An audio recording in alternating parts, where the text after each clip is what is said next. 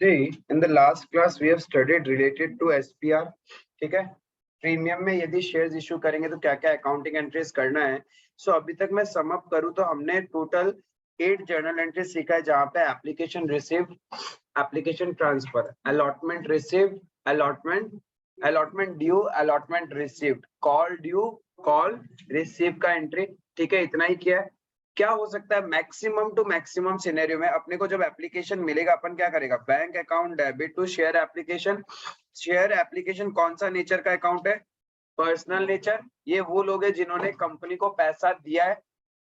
अब जब आप ट्रांसफर एंट्री करते हैं मतलब क्या होगा, इन लोगों के साथ क्या होने वाला है, इन लोगों को जितना भी पैसा इन्होंने कंपनी को दिया है या तो हम उनको शेयर्स दे देंगे, उसके ऊपर यदि प्रीमियम का अमाउंट भी लिया है हम लोगों ने तो वो एसपीआर में चला जाएगा, या फिर उनको क्या करेंगे, रिजेक्ट करेंगे तो रिफंड हो जाएगा.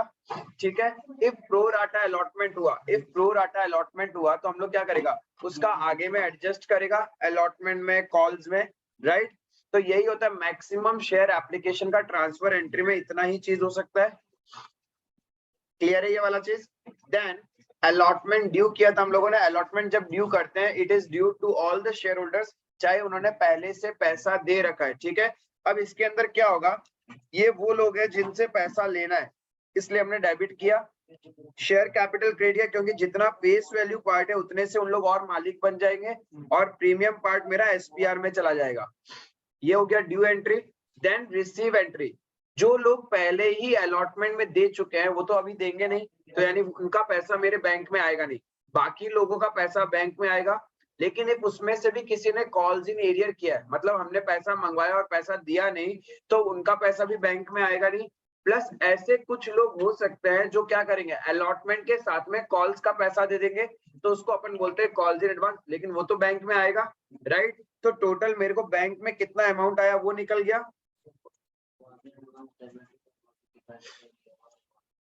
तो उसको हमने कॉल्स इन एडवांस में डाला ही नहीं, शेयर अलॉटमेंट में डाला है, इसलिए फिर से डेबिट नहीं होता है. इफ यहाँ पे आप ये सारा पैसा कॉल्स इन एडवांस में डालोगे ना, तभी आपका अलॉटमेंट का रिसीव एंट्री में कॉल्स इन एडवांस डेबिट होगा, वरना कभी भी नहीं होगा. हाँ, मैंने ये बोला यहाँ पे जो अपन क्या करते हैं, जो अलॉटमेंट से रिलेटेड एप्लीकेशन में एडवांस मिलता है उसको अलॉटमेंट में क्रेडिट करते हैं, और जो कॉल से रिलेटेड होता है उसको कॉल्स इन एडवांस में क्रेडिट करते हैं. देखो जब अलॉटमेंट ड्यू करते हैं नाम क्या यूज करते हैं, शेयर अलॉटमेंट, यानी उन पर्संस का नाम ही यूज कर रहे हैं. तो हमने क्या किया, डायरेक्टली उस पर्सनल नेचर अकाउंट को ही क्रेडिट करके रख दिया कंपनी में. तो हमने कोई जब नया अकाउंट ओपन ही नहीं किया तो उनको फिर से डेबिट करने का जरूरत नहीं है. But in case of a call we have open a new account that is calls in advance. इसीलिए जब कॉल्स का रिसीव एंट्री होता है, एडजस्टमेंट के लिए हम लोग क्या करते हैं, कॉल्स इन एडवांस को वापस डेबिट करता है. But in case of share allotment जो ये रिसीव एंट्री है, इसमें अलॉटमेंट वापस डेबिट नहीं हो रहा है. क्यों?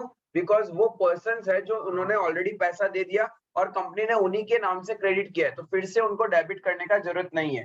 हाँ, इफ आप लोग क्या करोगे, एप्लीकेशन का ट्रांसफर एंट्री में, एप्लीकेशन का ट्रांसफर एंट्री में शेयर अलॉटमेंट की जगह यहाँ कॉल्स इन एडवांस लिखोगे. ठीक है, instead of share allotment you use the account calls in advance. तब आपका जो अलॉटमेंट का रिसीव एंट्री है ना, उसमें आपका कॉल्स इन एडवांस डेबिट होगा, जिन लोगों ने पहले से पैसा दे रखा है. हाँ हाँ हाँ, तो यहाँ पे जो शेयर अलॉटमेंट जो क्रेडिट किया ना, तो वो आपका जो देखो तो वो अमाउंट वो आनी चाहिए. हाँ, जैसे कि सपोज आपको क्या हुआ, एप्लीकेशन के साथ ही अलॉटमेंट का 2 रुपए एक्स्ट्रा मिल गया था. ठीक है, आपने अलॉटमेंट में ड्यू किया 5 रुपए. अब शेयर होल्डर आपको कितना पे करेगा, 3 रुपए पे करेगा ना. 2 तो पहले ही मिल चुका था, आपने 5 ड्यू किया, तो शेयर होल्डर आपको 3 रुपए पे करेगा, राइट. अब आपको अगेन यहाँ पे शेयर अलॉटमेंट सिर्फ 3 रुपए से ही क्रेडिट होगा, बिकॉज आपने शेयर अलॉटमेंट डेबिट किया 5 से, 2 रुपए तो पहले ही क्रेडिट हो चुका था, तो और कितना क्रेडिट होगा, 3 रुपए से, राइट. लेकिन इंस्टेड ऑफ दैट आप लोग चाहते हो कि नहीं भैया हम लोग को बहुत कंफ्यूजन है, ये अलॉटमेंट नहीं लिखेंगे हम लोग. मैंने कहा ओके, यहाँ अलॉटमेंट नहीं लिखना चाहते मत लिखो. फिर आपका पैसा कहाँ जाएगा, कॉल्स इन एडवांस के नाम से. तब आप यहाँ डालोगे, आपको कितना एडवांस मिला, 2 रुपए. 5 रुपए ड्यू किया आपने, तो यहाँ पे बैंक में 3 रुपए आएगा और कॉल्स इन एडवांस को डेबिट करना पड़ेगा और शेयर अलॉटमेंट में 5 रुपए क्रेडिट होगा। तो जितना सिर्फ अलॉटमेंट से रिलेटेड है उतना ही डेबिट होगा। हाँ, बाकी कॉल्स इन एडवांस में क्रेडिट रहेगा।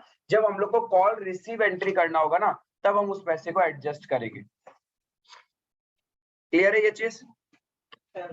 हाँ,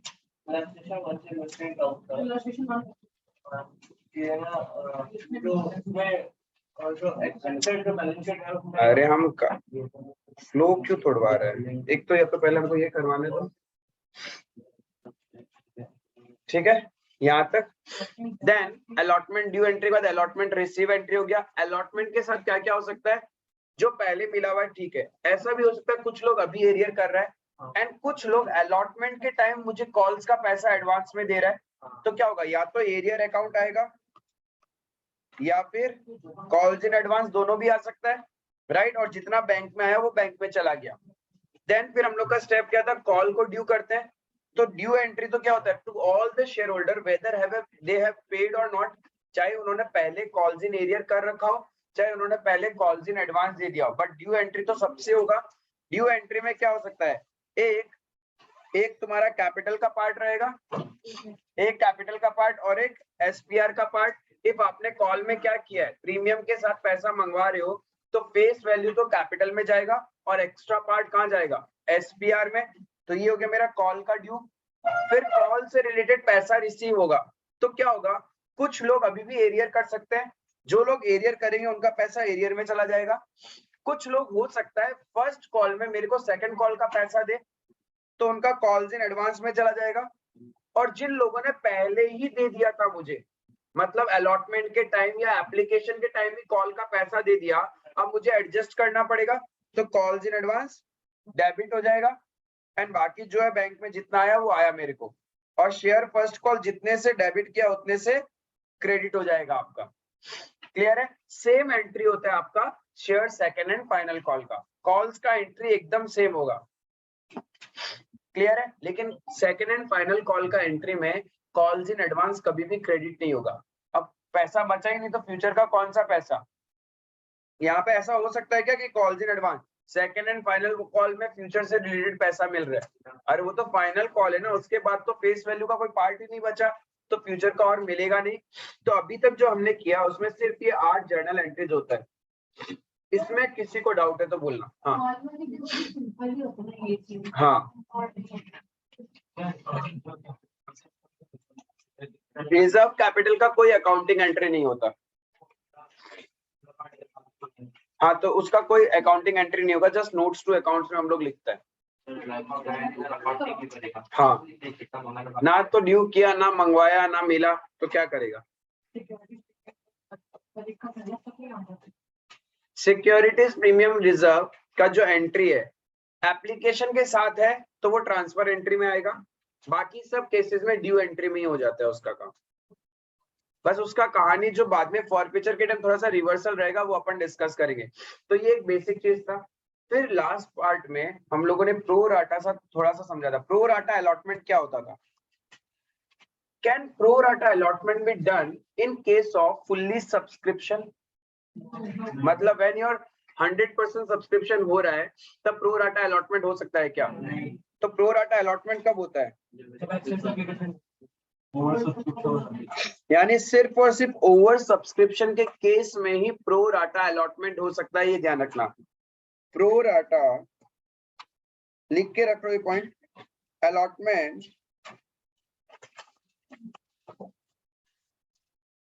इज डन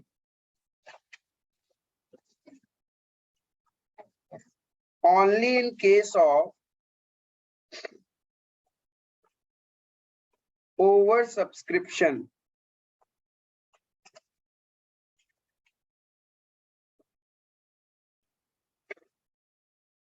यानी प्रो राटा का मतलब क्या था अपना?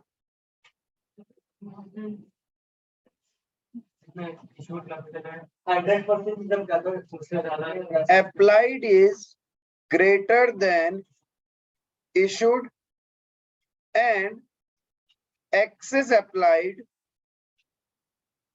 is not refunded. इसी को बोलते हैं pro rata allotment. When your applied is more than issued and excess applied is not refunded, जितना भी excess application है उसका पैसा हम लोग refund नहीं करते हैं. आगे क्या करेगा? Adjust करेगा.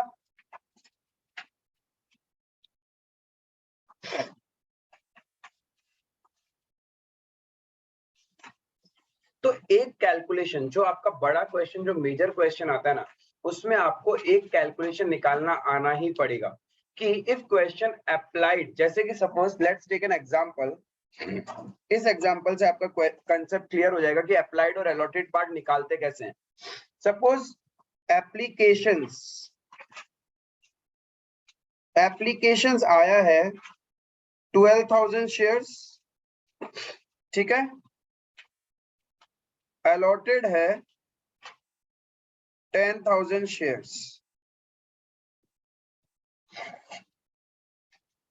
This is a case of pro rata. कोई भी रिफंड रिजेक्ट नहीं है, ये पूरा प्रो राटा अलॉटमेंट है. 12,000 एप्लीकेशन आया और हमने उन एप्लीकेंट को कितना दिया? 10,000 शेयर्स दिया. अब इसके अंदर दो है, एक मिस्टर ए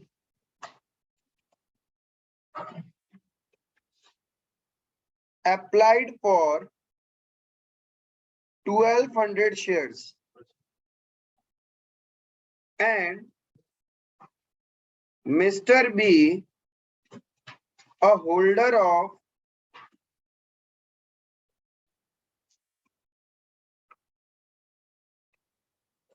1,200 की जगह, ठीक है कोई दिक्कत नहीं, 1,200 रख लो.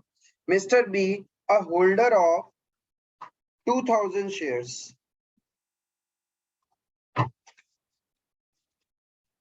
Mr. A applied for 1,200 shares and Mr. B a holder of 2,000 shares.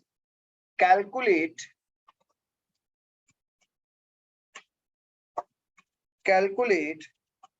number of shares allotted to Mr. A and number of shares applied by Mr. B. Because ये बहुत इंपॉर्टेंट है. जब भी आपके पास प्रो राटा का case आएगा ना, तो अंदर क्वेश्चन जाके ऐसे ब्रेकअप मार देगा. तो आपको पहले पता होना पड़ेगा कि एक्सेस एप्लीकेशन था कितना, तभी तो आपको कॉल्स इन एरियर का वैल्यू निकाल पाओगे. बिकॉज कभी कभी क्वेश्चन बोलेगा कि एक पर्सन है, उसको इतने शेयर्स अलॉट हुए और उसने एक भी अलॉटमेंट मनी नहीं दिया, लेकिन माइट भी पॉसिबल उसका एप्लीकेशन ज्यादा था, तो कंपनी के पास ऑलरेडी उसका एक्सेस पैसा जमा था, तो वो तो कंपनी पहले एडजस्ट करेगी ना. बचा हुआ पैसा कॉल्स इन एरियर होगा, तो उसके लिए आपको ये अप्लाइड और अलॉटमेंट पार्ट निकालना आना पड़ेगा. यूनिटरी मेथड से इजीली निकाल सकते हो. देखो कैसे निकालेंगे. इफ अप्लाइड 12,000 होता है, देन अलॉट कितना होता है? 10,000 शेयर्स. तो मुझे क्या करना है? ए का निकालना ना. ए ने अप्लाई कितना किया, ठीक है. हमेशा टोटल बेसिस पे, पहले आप टोटल बेसिस का रेशियो देखोगे. रेशियो बेसिस पे भी कर सकते हैं एंड यूनिटरी मेथड से भी कर सकते हो आप. हाँ, रेशियो से भी कर सकते हो, यूनिटरी मेथड से भी कर सकते हैं. इफ अप्लाइड इज 1,200, तो अलॉटेड कितना होगा? 10,000 डिवाइडेड बाय 12,000 इनटू 1,200, मतलब 1,000 शेयर्स उसको अलॉट हुआ होगा. क्लियर है ये वाला चीज? कैसे निकाला? किसी को इसमें कंफ्यूजन? ये ऑलमोस्ट हर बड़े क्वेश्चन में आपको निकालना पड़ेगा. क्वेश्चन खुद नहीं बोलेगा. नहीं भाई, अप्लाई होता नहीं, 1,666. Mr. B, holder है भाई. तो उसमें बोला है नंबर ऑफ शेयर्स अप्लाइड और Mr. B. हाँ, अप्लाइड तो पब्लिश तो हुआ था. Applied to publish पे हुआ. 6.5 into 2,000. अब देखो मिस्टर बी का, मिस्टर बी के केस में क्या हुआ है? क्वेश्चन आपको अलॉटेड पार्ट दे रहा है, ठीक है, अप्लाइड पार्ट नहीं दे रहा। Mister be a holder of 2000 shares, तो मिस्टर बी को अलॉट हुए 2000 शेयर्स, तो ऑब्वियस सा बात है उसने ज्यादा के लिए अप्लाई किया होगा, तो मुझे अप्लाइड पार्ट निकालना है। तो कैसे निकालेंगे, इसका रिवर्स हो जाएगा उल्टा। इफ अलॉटेड 10,000 शेयर्स है, तो उसके लिए आपको इफ अलॉटमेंट 10,000 का होता है तो अप्लाई कितने के लिए करना पड़ेगा?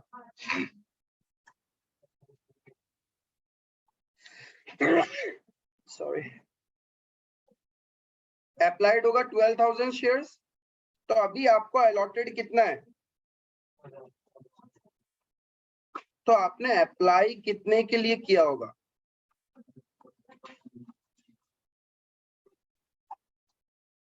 दैट इज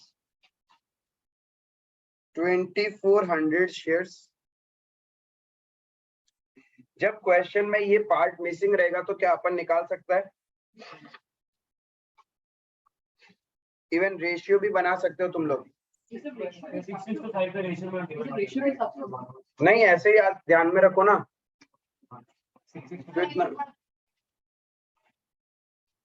क्वेश्चन में बोलेगा आपको कि कंपनी के पास एप्लीकेशंस आया इतना और कंपनी टोटल अलॉट कर रहा है 10,000 शेयर, मतलब issued and allotted. Company maximum issue ही उतना कर सकता है जितना वो एप्लीकेशन कर रहा है, तो कंपनी ने अलॉट किया 10,000 शेयर्स। फंड सारा का सारा प्रो राटा है, मतलब हमने किसी का भी पैसा रिफंड नहीं किया। जो भी 2000 एक्सेस एप्लीकेशन है वो हम आगे अलॉटमेंट एंड कॉल्स में एडजस्ट करेंगे। अब क्वेश्चन बोल रहे मिस्टर ए है जिसने अप्लाई किया 1200 शेयर्स के लिए, तो जब उसने अप्लाई किया 1200 शेयर्स, मुझे तो अकाउंटिंग एंट्री करने के लिए उसका अलॉटेड पार्ट चाहिएगा, ठीक है। तो उसका अलॉटेड पार्ट कैसे निकालेंगे? Unitary method. अप्लाइड 12,000 के लिए करता है कंपनी में कोई, तो उसको टोटल शेयर्स अलॉट होते हैं 10,000, तो मिस्टर ए ने अप्लाई किया 1200 के लिए, तो उसको अलॉट कितना होगा? ठीक है, same goes for mister B. अब मिस्टर बी के केस में क्या हुआ, बोला उसको अलॉट हुए 2000, यानी मुझे क्या चेक करना है, इफ कंपनी में अलॉट होते हैं 10,000 शेयर्स, तो आपको अप्लाई करना पड़ता है 12,000 के लिए। सो इफ 10,000 शेयर्स अलॉट होंगे तो आपका एप्लीकेशन कितने के लिए आएगा? 12,000। इफ आपको 2,000 शेयर्स अलॉट हुए हैं तो आपने कितने के लिए अप्लाई किया होगा? Unitary method. हाँ, ये रहेगा, ये अपने पास रहेगा। हाँ, ये कंपनी खुद देख के रखेगा क्वेश्चन में कि टोटल एप्लीकेशन इतना आया और जितना कंपनी इशू करी उतना ही अलॉटेड होगा, तो वो रहेगा क्वेश्चन के अंदर में। आपके पास तो यहाँ जाके ये पार्ट मिलेगा आपको एग्जाम में कि वो नाम दे देगा कि इसको इतना अप्लाइड हुआ है तो अलॉटेड खा देगा, फिर बोलेगा इसके पास इतने नंबर ऑफ शेयर्स थे तो हमें अप्लाइड पार्ट निकालना पड़ेगा। अप्लाइड और अलॉटेड समझ में आया? फॉर्मूला नहीं लिखा रहा हूँ बिकॉज जरूरत नहीं है, क्योंकि फॉर्मूला लिखाने से अपन याद करने का कोशिश करते हैं, बट लॉजिकली इसको ध्यान में रखो, इस तरीके से यूनिटरी मेथड से ही फॉर्मूला बना हुआ है, ठीक है। और इसको रेशियो बेसिस में भी बना सकते हो। यदि मैं रेशियो की बात करूं तो रेशियो क्या हो गया आपका?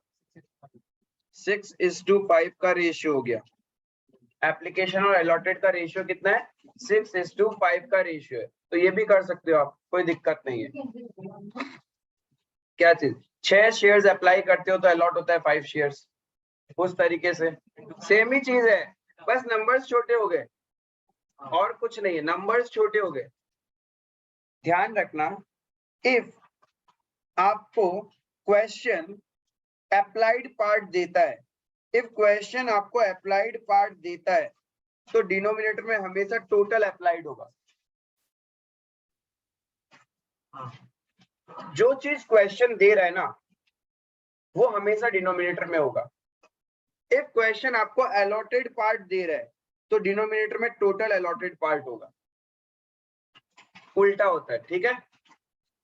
अप्लाइड दिया हुआ है क्वेश्चन में, अलॉटेड निकालना है, तो जो चीज निकालना है वो ऊपर में रहेगा टोटल बेसिस पे। यानी समराइज करूं मैं इसको,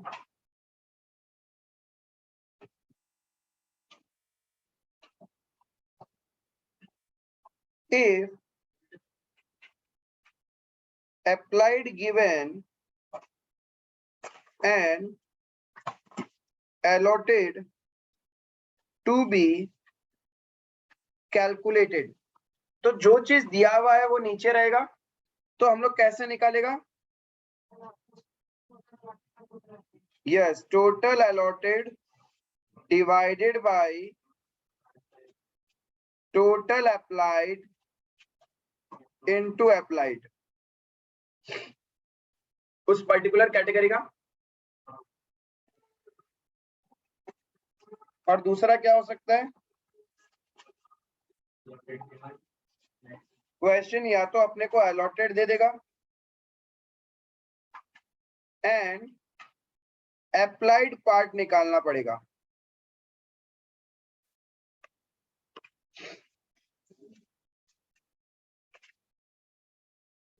तो जो चीज निकालना है वो ऊपर में रहेगा, तो मेरा अप्लाइड पार्ट कैलकुलेट करना है, तो टोटल अप्लाइड ऊपर, और जो दिया हुआ है वो डिनोमिनेटर में रहेगा, मेरा बेस मेरा, क्योंकि जो दिया हुआ है वही बेस है। Total allotted into allotted. अब जिसको ये याद करना बट याद करना इज आई डोंट थिंक सही रहेगा। बेटर है इस तरीके से, यूनिटरी मेथड से इजीली एनी टाइम निकल जाएगा। It will just take your few seconds. नहीं दिखाना कुछ नहीं है, एग्जाम में कोई इसकी कैलकुलेशन नहीं दिखानी होती है। हाँ, इफ आप वर्किंग नोट बनाओगे उस particular category of share holder का, तब फिर सब कुछ दिखाएंगे अपन कि उसने कितना अप्लाइड किया, उसको कितना अलॉट हुआ, देन एक्सेस एप्लीकेशन, सब कुछ रहेगा वर्किंग नोट में। बट आई होप आप लोग को समझ में आया। इफ क्वेश्चन में अप्लाइड दिया हुआ है, अलॉटेड मिसिंग है तो कैसे निकालना है, और क्वेश्चन में अलॉटेड दिया हुआ है और अप्लाइड निकालना है तो कैसे करेंगे। यहाँ पे किसी को भी डाउट है तो वो मुझसे पूछ सकता है।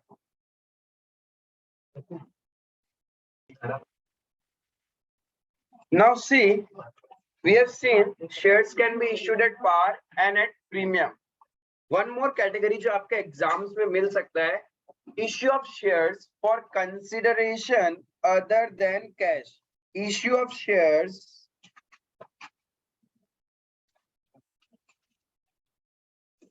for consideration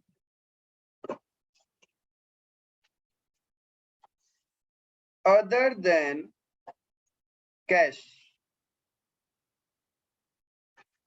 इसका मतलब यहाँ पे अपन एकदम ठंडा, ठीक है मेरे हिसाब से हम तो पीते हैं।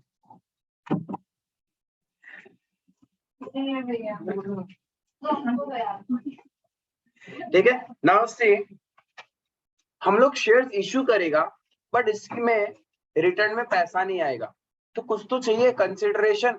इफ आप अपने बिजनेस के शेयर्स दे रहे हैं तो रिटर्न में कुछ तो चाहिए, राइट। अब रिटर्न में पैसा तो आना नहीं है, तो रिटर्न में क्या आएगा? या तो एसेट्स आएगी, या फिर हम किसी के बिजनेस को एक्वायर कर रहे हैं, तो बिजनेस एक्वायर किया और उसके बदले में हमने शेयर्स दे दिया। But the point of discussion is that यहाँ पे कि चलो पैसा नहीं आएगा ठीक है, but we need to calculate the number of shares issued always. सबसे पहले कंसिडरेशन अदर देन केस में कुछ एलिमेंट चाहिए। Number 1, purchase consideration. What do you mean by purchase consideration? कि कितने रुपए में खरीदा है, ठीक है। परचेज कंसिडरेशन मतलब कितने रुपए में आपने परचेज किया है। कुछ भी कर सकते हैं, एसेट्स खरीद सकते हो, किसी का बिजनेस खरीद सकते हो, मतलब कितने रुपए में तुमने खरीदा उतना ही तो रुपए तुम्हें पे करना है ना। अब उतना ही रुपए तुम या तो कैश में पे कर दो, या बैंक के थ्रू पे कर दो, या बिल्स ऑफ एक्सचेंज यूज कर लो, या फिर अपने शेयर्स या डिबेंचर्स दे दो, ठीक है। तो ये होता है अपना कंसिडरेशन को पे करने का। सपोज आपने क्या किया, किसी से मशीनरी खरीदा 10 लाख रुपए का, 10 लाख का मशीनरी खरीदा। अब आपका मर्जी ना, आप उसको कैसे पे करो। हाँ, प्रोवाइडेड सामने वाले का कंसेंट होना पड़ेगा। आप बोलोगे 10 लाख कैश में दे दूं, सामने वाला एग्री करता है, ओके दे दो। आप बोलोगे 10 लाख का चेक काट के दे दूं, वो बोलेगा ओके दे दो। आप बोलेगा क्या मैं 10 लाख का बिल्स ऑफ एक्सचेंज दे दूं, if that person is agreed, okay. आप बोलोगे क्या मैं आपको अपनी कंपनी के 10 लाख के शेयर्स दे दूं, if the opposite person agrees to that, तो आप शेयर्स भी इश्यू कर सकते हो। उसी को बोलता है issue of shares for consideration other than cash. या फिर वो आपके पास आया, आपने बोला अच्छा आपको 10 लाख रुपए देना, एक काम करो मेरा सोने का चेन दे दे हम आपको, चलेगा? If he is agreeing then okay. कुछ भी कैश के जगह हम लोग कैश भी दे सकता है और कैश के अलावा कुछ भी दे सकता है जो रिलेटेड टू बिजनेस हो। पूरा नहीं देंगे ना, फिर उसके अंदर ऐसा रहेगा कुछ पार्ट कैश दे दिया, कुछ के लिए अपन शेयर्स इशू कर देगा। यस करेक्ट, क्योंकि हम सामान खरीद रहे तो सामने वाला पार्टी मेरे लिए क्या है, क्रेडिटर है, और हमें क्रेडिटर को सेटल करना है। तो सबसे पहले उस क्रेडिटर को देना कितना है वो जानना जरूरी है क्वेश्चन के अंदर में, जिसको अपन बोलता है परचेज कंसिडरेशन। इफ आप मशीन खरीदोगे तो कितने में खरीदा, इफ आपने बिजनेस एक्वायर किया है तो उस एक्विजिशन के लिए आपको कितना पे करना है, तो वो आपको जानना जरूरी, उसी को अपन बोलता है परचेज कंसिडरेशन। क्लियर है? सेकेंडली चाहिए number of shares issued, number of shares issued. Second part क्या चाहिए, यही सेम टॉपिक आपके डिवेंचर्स में है और इसी तरीके से कैलकुलेट करते हैं। बस वहां पे क्या होता है, शेयर्स की जगह नाम आ जाता है debenture, nothing more than that. Number of shares issued. अब ये नंबर ऑफ शेयर्स इशूड कैसे निकालोगे?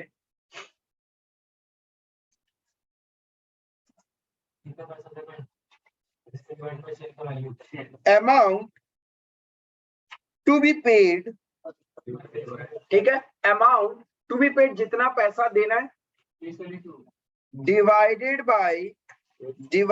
बाय इश्यू प्राइस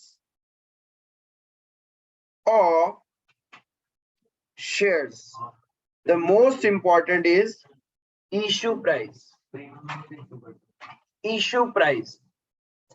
जैसे कि सपोज मेरा एक मोबाइल कंपनी है, ठीक है, मेरा एक मोबाइल कंपनी है, मैंने किसी से रॉ मटेरियल परचेज किया 10 लाख रुपए का, ठीक है, मुझे पता है कि मोबाइल को बनाने में 1000 रुपए लगता है मेरा।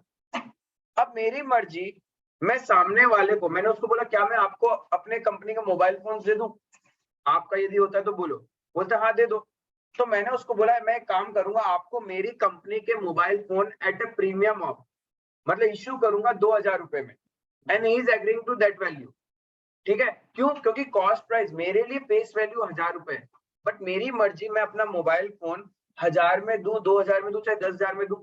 इफ सामने वाला एग्री नहीं करता प्रीमियम में लेने के लिए, तो मुझे क्या करना पड़ता, मेरे को कैश देना पड़ता। टर्म्स एंड कंडीशन मेरा है, बिकॉज सामान मेरा है। तो मैंने उसको बोला कि देखो 10 लाख रुपए आपको चाहिए, ठीक है, 10 लाख रुपए मैंने आपसे रॉ मटेरियल खरीदा है, क्या मैं, do you accept that I issue my company's mobile phone at a price of 2000? बोलता ओके। तो बताओ कितने मोबाइल फोन उसके देने पड़ेंगे? 2000 का एक मोबाइल फोन दूंगा तो 2000 कम, फिर और एक, फिर और एक, फिर और एक, ऐसे करके मुझे निकालना पड़ेगा ना कि टोटल कितने नंबर्स ऑफ मोबाइल फोन्स मुझे देने पड़ेंगे। तो कैसे निकालूंगा, 10 लाख डिवाइडेड बाय 2000, तो कितने नंबर ऑफ मोबाइल फोन्स देने पड़ेंगे? 5000 मोबाइल फोन्स जब मैं उसको दूंगा तो क्या हो जाएगा, सारा सेटलमेंट हो जाएगा। 500 मोबाइल फोन यदि मैं दूंगा तो क्या होगा, पूरा सेटलमेंट हो जाएगा ना। यानी always issue price, face price से कोई मतलब नहीं है, बिकॉज यहाँ पे एक मैंने मोबाइल फोन इश्यू किया था 1000 रुपीज में, तो यार डिवाइड किससे करते, 1000 रुपीज में, तो मुझे कितने मोबाइल फोन देने पड़ते, 1000 मोबाइल फोन देने पड़ते। We always value issue price, never ever face value. ध्यान रखना यहाँ पे फेस वैल्यू कभी भी नहीं लेना। हाँ, face value can be your issue price, face value can be your issue price, but हम लोग दिमाग में फिट कर लेगा कि यहाँ पे हमेशा इश्यू प्राइस लेना है। 10 रुपए का शेयर आप 10 रुपए में इश्यू कर सकते हो, it's your choice. And if you want 10 rupees का शेयर आप 1000 में भी तो इश्यू कर सकते हो ना। तो यहाँ पे आपको हमेशा इश्यू प्राइस को ध्यान में रखना है। क्लियर है? यहाँ पे तो इश्यू अगर फेस वैल्यू पे करता तो वो उसको कैश दे देता हूँ, तो कोई और को इश्यू कर सकते हैं। हाँ, लॉजिकल तो वही है। जैसे कि ऑब्वियसली अगर हम किसी को बात कर सकते हैं, फिर हम बोला कि शेयर दे देगा, तो जानबूझ के जो हायर प्राइस दिखाया था, तो नंबर ऑफ शेयर भी कम देना पड़े। हाँ, क्योंकि कंपनी में चाहिए कि कितना टाइम में हो, तो इस केस पे सामने वाला क्यों एक्सेप्ट करेगा प्रीमियम में ना, सामने वाले का कॉल है भाई, कंपनी का राइट्स मिल रहा है तुमको, शेयर्स मिल रहा है, तो तुम कंपनी के मालिक बन जाओगे ना। एंड वो कैलकुलेशन नहीं करेगा क्या कि मार्केट रेट क्या चल रहा है, ऑब्वियसली तुम मार्केट रेट में उसको शेयर्स इशू नहीं करोगे। यदि तुम उसको मार्केट रेट में शेयर्स इशू करोगे ना तो वो तुमसे लेगा ही नहीं पैसा, वो बोलेगा छोड़ो रहने दो, कैश प्राइस दे दो, मेरा मर्जी हुआ तो हम आपका कंपनी में इन्वेस्ट कर देगा, राइट। तो आप नॉर्मली मार्केट प्राइस से नीचे का प्राइस में इशू करते हो। 750 बचेगा, लेकिन हाँ फेस वैल्यू तो 10 रुपए ही है, तो वो लेने को एग्रीड भी है, कोई दिक्कत नहीं। आज उसके पास में शेयर्स आ गया मार्केट में, यदि उसको लगता है कंपनी में पोटेंशियल है कि कंपनी बहुत ग्रो करेगा, शेयर प्राइस डबल भी हो सकता है, तो वहां उसका ज्यादा फायदा है ना। जब डबल होगा तो उसका सोचो कितना वैल्यू बढ़ गया। अभी तो आज उसको 10 लाख ही मिलेगा, लेकिन यदि प्राइस डबल हो गया तो उसका पैसा तो ऑटोमेटिकली डबल हो गया। इन्फॉर्म करना पड़ेगा है। क्या चीज नहीं, नोट्स टू अकाउंट्स में इन्फॉर्म करते हो ना, पूरी दुनिया को इन्फॉर्म करते हैं। Subscribed and fully paid up का कैटेगरी में नीचे लिखते हैं ना, आउट ऑफ द अबाउ इतना number of shares are issued for consideration other than cash. पूरी दुनिया को बता रहे तो सेबी को क्या बताना, देख लो आप, ठीक है। ऐसा आप कर सकते हैं।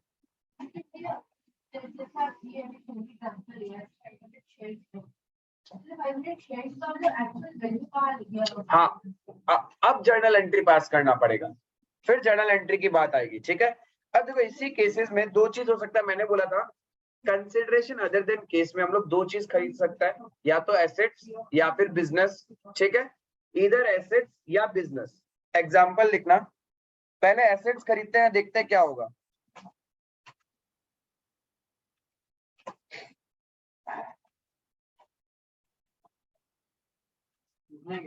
हाँ X Limited purchased a building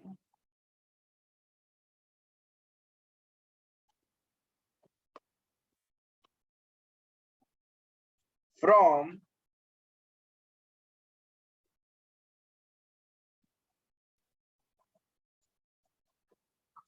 Jethabhai. X Limited purchased a building from Jethabhai for rupees 50 lakh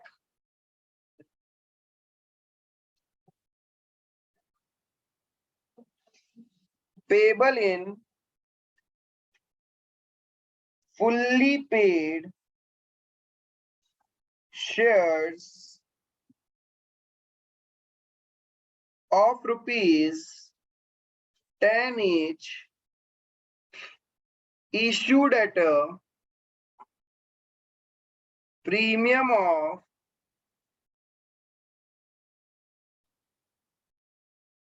50%. Issued at a premium of 50%. हमने बिल्डिंग खरीदा जेठाभाई से, ठीक है, और उसका सेटलमेंट कैसे होगा, बाय इश्यू ऑफ शेयर्स। तो यहाँ पे सबसे पहले बिफोर डूइंग जर्नल एंट्री हम लोग को क्या निकालना है, number of shares to be issued, number of shares to be issued to Jethabhai by X Limited, ठीक है। कितना इश्यू करना पड़ेगा, हम लोग को पे कितना करना है, 50 lakhs divided by issue price of the share, that is 15 rupees, because 10 rupees was our face value और हम इसको 50% प्रीमियम में दे रहे हैं, मतलब 15 रुपए मेरा इश्यू प्राइस हो गया, तो 15 रुपए में एक शेयर देंगे, तो इतना कितने शेयर देने से मेरा 50 लाख का सेटलमेंट होगा। अच्छा डेसिमल्स में आ रहा है, एक मिनट, डेसिमल्स में आ रहा है तो कुछ फिगर्स ऐसा लेते हैं जो डेसिमल्स में नहीं है। 100% प्रीमियम क्या करें, ऊपर वाला 60 lakhs कर दें, चलो नहीं 100% प्रीमियम थोड़ा ज्यादा लग रहा है, होता तो है प्रैक्टिकली, बट इसको 60 लाख कर देते हैं, कोई बात नहीं, घर का ही बात है। जमीन का वैल्यू बढ़ गया जेठा भाई का नाम आते ही। तो कितने number of shares? 4 lakh shares x limited देगा जेठा भाई को। अब बात आती है अकाउंटिंग। पहला तो पार्ट ये था, जब भी अदर देन कैश होगा सबसे पहले अपने को चाहिए नंबर ऑफ शेयर्स इशूड, तो वो निकाल लिया। Now see accounting entry. पहला अकाउंटिंग एंट्री क्या होगा? यस, पहले अपन बिल्डिंग खरीदेंगे तो डेबिट व्हाट कम्स इन? क्या? Building to purchase. Building account debit to Jetha bhai. 60 lakh रुपए से जेठा भाई को अपने बुक्स में क्रेडिटर भी तो बनाएंगे। Being बिल्डिंग परचेज्ड, ठीक है, वो नाम दिया तो क्रेडिट ही है, उतना क्या ही लिखेगा नेक्स्ट, समझ जाएंगे।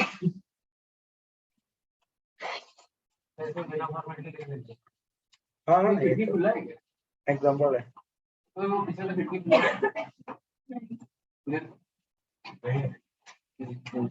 ये क्लियर है? अब नेक्स्ट पार्ट क्या होगा? अपन जेठा भाई को पे करेगा। क्रेडिटर को जब पे करते तो एंट्री क्या होता है? Creditor account debit to cash bank, यही करते थे। बट यहाँ पे अपन क्या पैसा दे रहे हैं क्या? तो जेठा भाई डेबिट 60 lakhs टू, उसको तो शेयर्स दे रहे हैं तो वो मालिक बन जाएगा। शेयर कैपिटल कितने शेयर्स दिए? माँ कसम, जब भी शेयर कैपिटल का नाम आएगा तो फेस वैल्यू, ठीक है। तो फेस वैल्यू कितना था?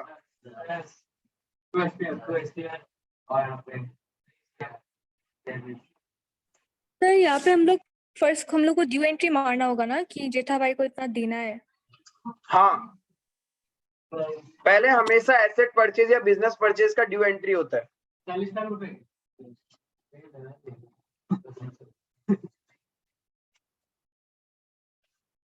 क्लियर है ये चीज? बाकी जो एक्सेस है वो कहाँ चला जाएगा? Securities, premium, reserve.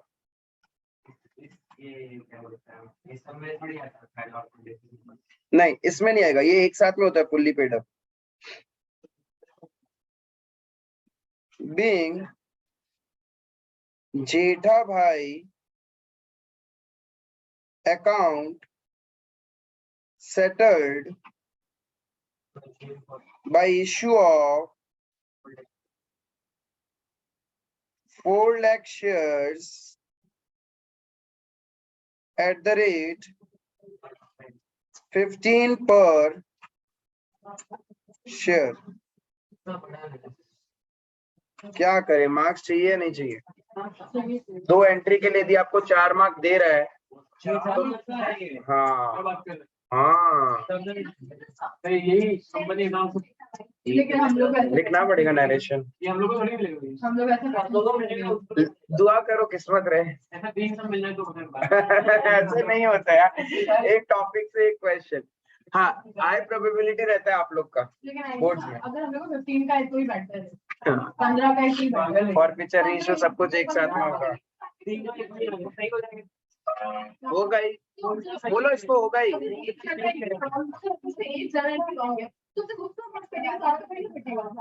Step marking मिलेगी। 15 मार्क में 0 दे देगा क्या? बर्बाद है, सुसाइड कर लेगा, नफ्स काट लेगा, बोले मैं नहीं दूंगा सीए, मेरे से नहीं होगा। हाँ, मैं नहीं कर पाऊंगा।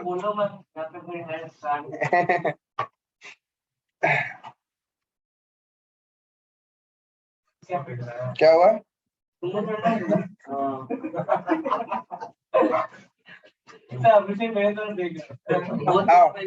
और एक एग्जांपल, अभी तो हमने एसेट्स खरीदा, अब बिजनेस। जब भी आप बिजनेस खरीदते हो, ठीक है, नाउ एक चीज ध्यान रखना,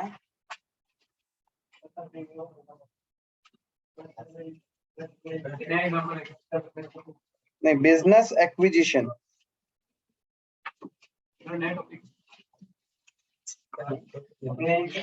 बिजनेस एक्विजिशन के लिए उसी के अंदर आई है, आपका कभी कभी गुडविल या कैपिटल रिजर्व भी हो सकता है। बिजनेस एक्विजिशन में सबसे पहले आपको निकालना पड़ता है नेटवर्थ ऑफ द बिजनेस। ठीक है, सबसे पहले क्या निकालेगा? Net worth of the business. Yes, net worth मतलब कंपनी का एक्चुअल एज पर बुक्स उसका वैल्यू कितना है, that is total assets minus outside liabilities. तो मेरे को नेटवर्थ ऑफ द बिजनेस पता चल जाएगा।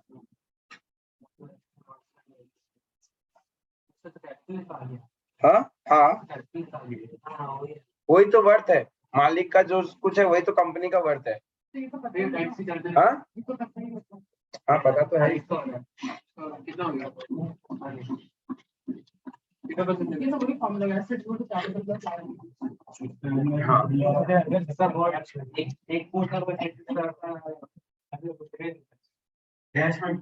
लायबिलिटी। अब नाउ नेटवर्थ निकाल लिया, देन आपको क्या चाहिए? परचेज कंसिडरेशन चाहिए। If purchase consideration is more than net worth, इसका मतलब why we are paying extra. Suppose किसी बिजनेस का नेटवर्थ है 10 लाख और हम उसको खरीद रहे 15 लाख में, 5 लाख एक्स्ट्रा दे रहे ना, क्यों? गुडविल के लिए। लेकिन if purchase consideration is lesser than net worth, यानी परचेज कंसिडरेशन सपोज मेरा 10 लाख, नेटवर्थ 5 लाख, तो goodwill 5 lakh. If purchase consideration है 15 लाख, नेटवर्थ है 18 लाख, तो क्या आ जाएगा? Yes, capital reserve. फायदा हो गया ना अपने को। ये And इस परचेज फायदे को- कंसिडरेशन सेलर बोलेगा ना? हाँ, ये सेलर बोलेगा और बायर एग्री करेगा तब। सेलर बोलता है कि हाँ मेरे को इतना पैसा चाहिए, अब बायर बोलेगा ना मैं इतना नहीं दूंगा, इतना ही दूंगा, तो लास्ट में जहाँ डील फाइनल हो जाएगा ना, वही अपना परचेज कंसिडरेशन है। ठीक है,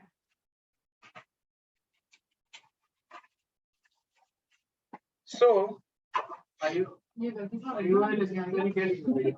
क्या चीज?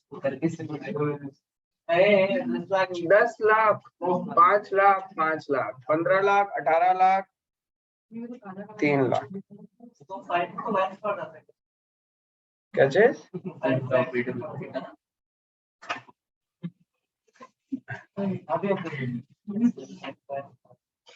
समझ में आया? सर ये सेकंड वाला सिचुएशन समझाइए ना, मतलब ऐसे कैसे हो सकता है कि परचेज कंसिडरेशन मतलब कम है देन नेटवर्थ?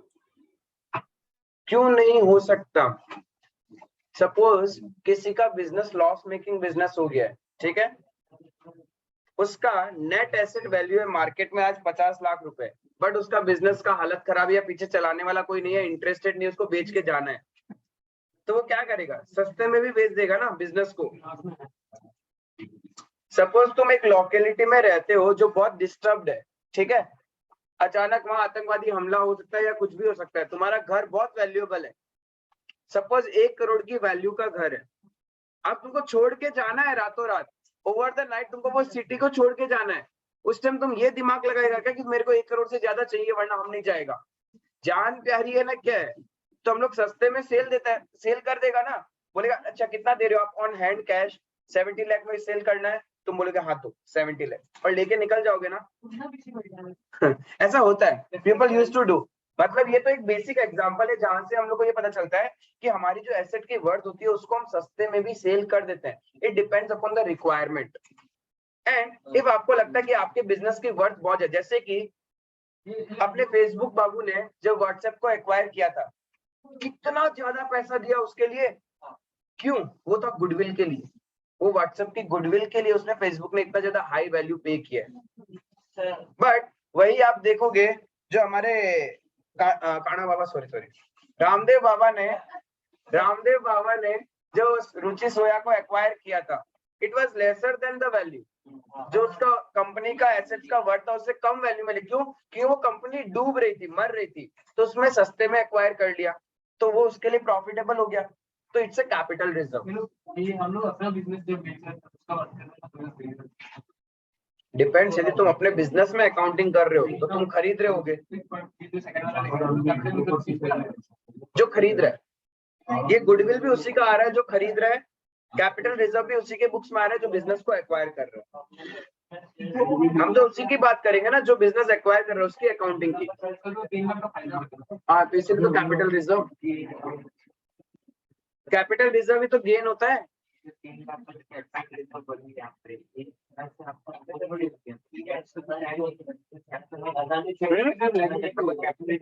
ये रियलाइजेशन कैश हुआ ना तुम्हारा,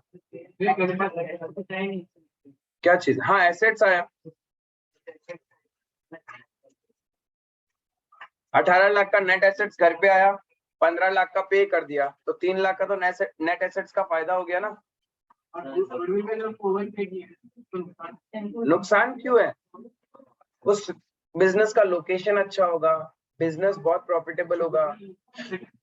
हाँ, गुडविल एसेट है, लायबिलिटी, बिकॉज कैपिटल रिजर्व को हम लोग यूज करेगा कैपिटल लॉसेस को सेट ऑफ करने के लिए, एक तरह से रिजर्व एंड सरप्लस का पार्ट है, नॉट प्रोविजन। हाँ, पार्टनरशिप जब आएगा तो बताऊंगा, पार्टनरशिप में एसेट साइड में बहुत बार गुडविल आता है, that goodwill is purchase goodwill, तो हाँ यही है, इसी को बोलते हैं परचेज गुडविल। और कोई भी एक्सपेंस होता है तो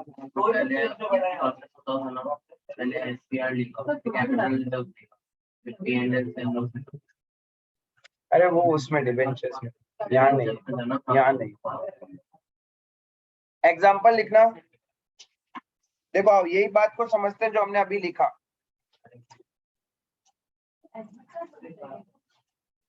क्या चीज? ABC Limited took over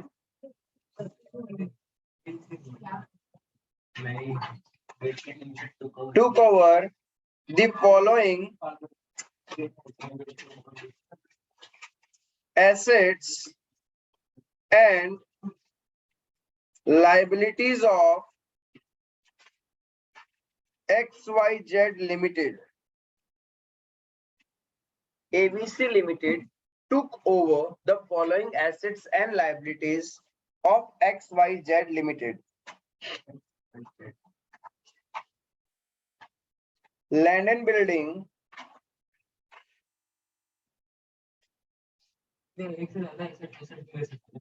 हाँ पूरा बिजनेस उठा रहे हैं। अब जब बिजनेस उठाते हो तो तुम्हारी मर्जी, ये सारी एसेट लेके जाऊंगा, ये नहीं चाहिए मुझे, ये लाइबिलिटीज लेके जाऊंगा, ये नहीं चाहिए, आप ही देख लेना। वो सारे सेटलमेंट होता है, बहुत बड़ा प्रोसेस है बिजनेस को एक्वायर करना। क्यों नहीं है? जाना जो पुराना मालिक था, तो जो करना है कर, तेरे को पैसा चाहिए तो मेरा टर्म्स एंड कंडीशन नहीं खरीदूंगा, मेरी मर्जी। अरे जैसे तुम बहुत जगह जाते हो कि कोई नया जगह घर लेना है, कोई बना है, तुम्हारा अपना टर्म्स एंड कंडीशन होता है, नहीं मेरे को ऐसे नहीं, बड़ा किचन चाहिए ना, ऐसा नहीं, ये इंटीरियर होना पड़ेगा इस तरीके से। सामने वाला नहीं होगा तो नहीं होगा, मैं दूसरे लोकेशन देखूंगा। वैसे बिजनेस एक्विजिशन में होता है, टर्म्स एंड, तुमको बेचना है तो मेरा भी सुनना पड़ेगा। हाँ, मैं आपका भी सुनूंगा, बट मेरे लिए प्रॉफिटेबल होना पड़ेगा, because I am investing my money. तो हम हमेशा सिर्फ अपना प्रॉफिटेबिलिटी देखेगा, और सामने वाले को लगेगा कि हाँ बेचना प्रॉफिटेबल है। जैसे जब फेसबुक ने व्हाट्सएप को एक्वायर किया होगा, तुम्हें क्या लगता है ओवर द नाइट डिसीजन हो गया होगा क्या? बहुत लंबा प्रोसेस, कितना बार मीटिंग्स हुआ होगा, फेसबुक वाला कितना बार अप्रोच किया होगा अपने एजेंट्स के थ्रू व्हाट्सएप के ऑनर के पास कि आप बेच दो, और कितना डील्स हुआ होगा, इतने में बेच दो, इतने में बेच दो, ये वो करते करते ऊपर नीचे। जैसे बाजार में जाके तुम लोग कोई सामान के लिए बोलते हैं ना, सामने वाला बोलता है 1000 में देगा, नहीं भैया ये तो 400 रुपए, वो भैया भी देता है, बोलता है नहीं दीदी आपके लिए हम 800 से नीचे नहीं दे पाएगा, इससे नीचे तो नुकसान नहीं, हमारा तो खरीद ही नहीं है। फिर तो बोलता है नहीं भैया आप ऐसे मतलब 450 ले लो, अब हमको पसंद आ गया तो हम 450 देगा, उससे ज्यादा नहीं देगा। ये सब क्या है? बार्गेनिंग चलता है ना, यही एक्विजिशन में होता है। मतलब इतना मीटिंग्स होता है, बड़े बड़े लेवल्स का कैलकुलेशंस चलता रहता है, गुडविल कैलकुलेशंस करते हैं, एसेट्स का वैल्यूएशन करते हैं, तब जाके एक फाइनल डील प्राइस होता है, वही है। अगर आप इनको दे देंगे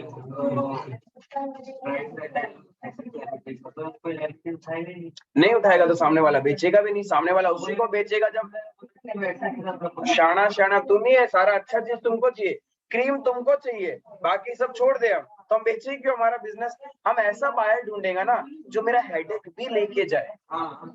हाँ, तो जब जो मेरा हेडेक ही नहीं लेके जाएगा तो हम क्यों देगा? एसेट्स तो हम ही बेच सकते हैं मार्केट में। हाँ, चूज करना होता है, दोनों पार्टी लेकिन दोनों पार्टी का कंसेंट भी तो चाहिए। बट है ना, अगर कहना वाला पार्टी लाइबिलिटी भी पे करता है तो मतलब आगे फ्यूचर ये कंपनी है ये देख रहा है। कंपनी एक्विजिशन मतलब पूरा एसेट्स एंड लायबिलिटीज एक्वायर करना। लैंड एंड बिल्डिंग आपका 20 lakh, stock 5 lakh, debtors 2 lakh,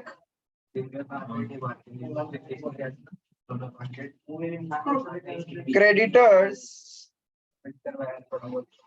1,50,000,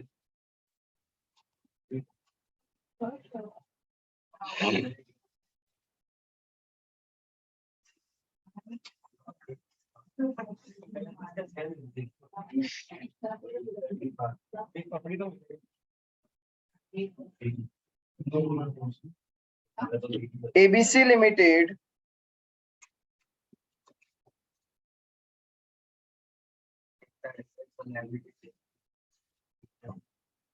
agreed to take over above assets and liabilities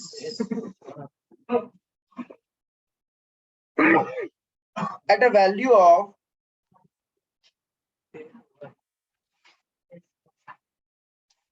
at a value of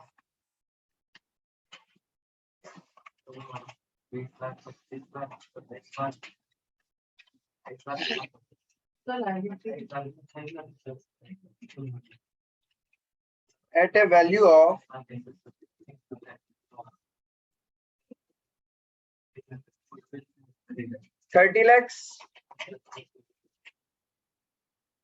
ABC Limited paid rupees 10 lakh by issue of bank draft and the balance amount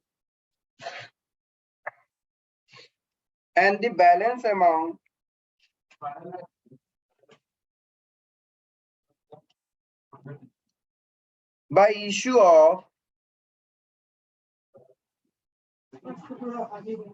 equity shares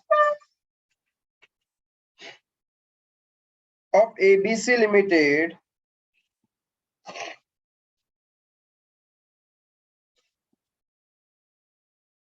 at a premium of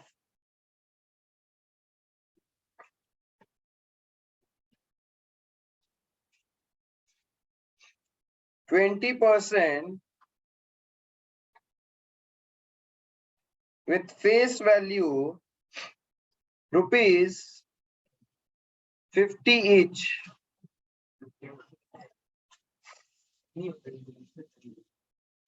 मैंने बोला ना question भगवान है। वो तो है ही। हाँ,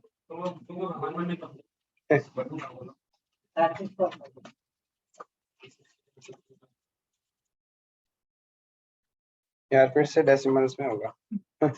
60 rupees कर देना। वही 72 किसको 60 करना? एक मिनट प्लीज। उसको 3 लाख 40 लाख किसको कर दे? 40 लाख करना बढ़ने का अमाउंट 40 लाख हाँ, का अमाउंट आ गया।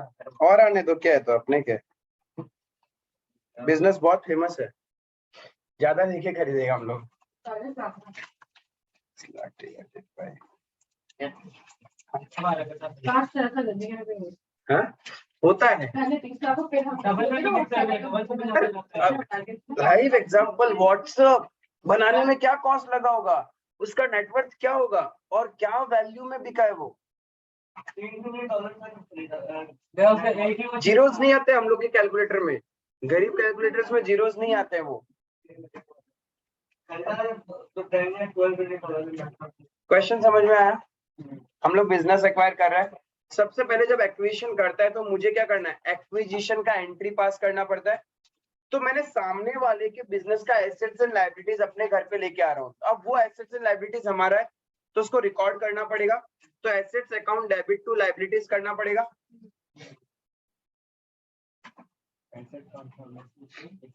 एक आया लैंड एंड बिल्डिंग, तो अपन क्या करेंगे, उसको डेबिट करेंगे हमारे बिजनेस में। तुम उसका नाम रखेगा क्या बिजनेस में?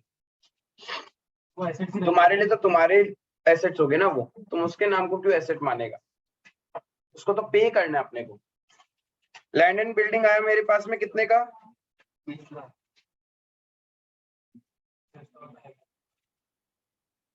फिर स्टॉक 5 लाख,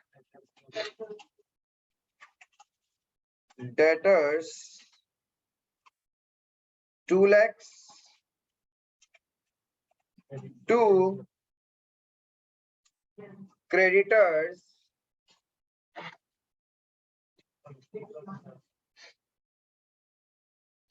1,50,000 नॉप्स पे तुरंत नहीं होता है, ड्यू एंट्री होता है पहले। 2 XYZ लिमिटेड, जितना अपने को पे करना है उतना हम लोग उसको अपने बुक्स में क्रेडिटर बनाएगा। कितना पे करना है?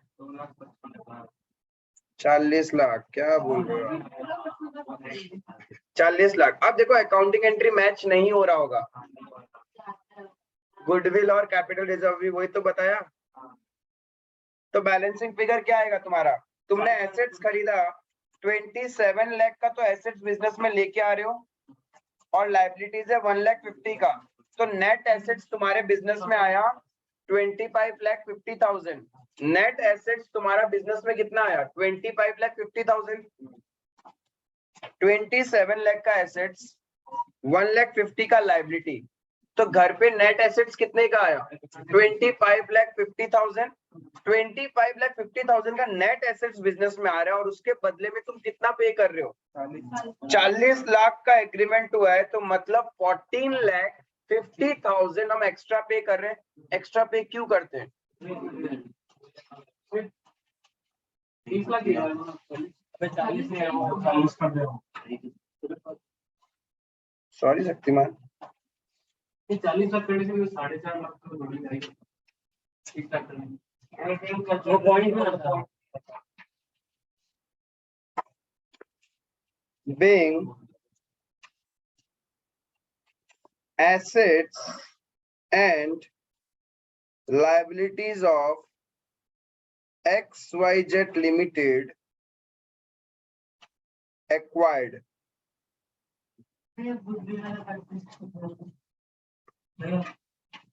अगर ये नीचे वाला साइड ज्यादा कैपिटल रिजर्व नीचे वाला साइड तो ज्यादा है, ऊपर वाला साइड ज्यादा, तो कैपिटल रिजर्व आता नीचे में, वही तो हमने लिखा। गुडविल वाला पार्ट का मतलब होता है जितना नेट एसेट्स तुम्हारे घर पे आता है उससे ज्यादा तुम पे कर रहे हो, देन इट मींस गुडविल। इफ उससे कम पे करते हैं इट मींस कैपिटल रिजर्व। तो अकाउंटिंग एंट्री को मैच करने के लिए यहाँ पे तुम्हारे पास टोटल एसेट्स आया 27 लाख माइनस 150, तो इसका वैल्यू कितना होगा? 24,50,000। अब इसके लिए तुम इतना पे कर रहे हो, बहुत ज्यादा पे कर रहे हैं, इसीलिए the balancing figure is goodwill 25,50,000। हाँ, एट पार भी होता है बहुत बार, ऐसा नहीं है कि एट पार नहीं हो सकता। जितने का नेट एसेट्स एक्वायर्ड कर रहे हैं उतना ही अपन पे कर रहे हैं, इट इज पॉसिबल। कुछ भी हो सकता है, at par, at premium, at discount, कैसे भी आप बिजनेस को एक्वायर कर सकते हो। बस ये हमेशा ध्यान रखना, जब आप ये अकाउंटिंग एंट्री पास करोगे as per double entry system, your debit should match with credit. If your debit asset side higher है देन द क्रेडिट साइड, तो क्या करेंगे? Capital reserve. इफ ये वाला साइड ज्यादा है तो ऊपर आ जाएगा goodwill is the balancing figure. Clear है इतना तक? नेक्स्ट क्या करना है, अब XYZ लिमिटेड को पे करना है। पे करने के लिए मुझे क्या चाहिए, number of shares to be issued. कितना इशू करना है अपने को, 40 लाख का टोटल पे करना था, उसमें से 10 लाख का तो चेक दे दिया हमने, तो यानी पे करना कितना बाकी है, 30 लाख के लिए हम लोग शेयर्स देगा। अपने कंपनी का 50 रुपए का शेयर्स 20% प्रीमियम में, दैट इज इशू प्राइस 60 हो गया। तो नंबर ऑफ शेयर्स इशूड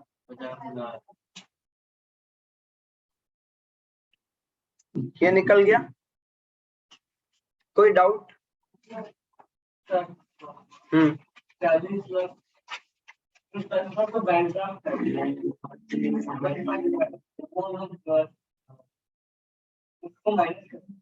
हाँ, जितना अमाउंट पेबल है शेयर्स में, 40 लाख के से 10 लाख का तो बैंक से चेक दे दिया, तो अब और कितना पेमेंट करना बाकी है, 30 लाख। जितना पेमेंट तुम शेयर्स में कर रहे हो उतना ही तो कंसीडर करेंगे नंबर ऑफ शेयर्स निकालने के लिए।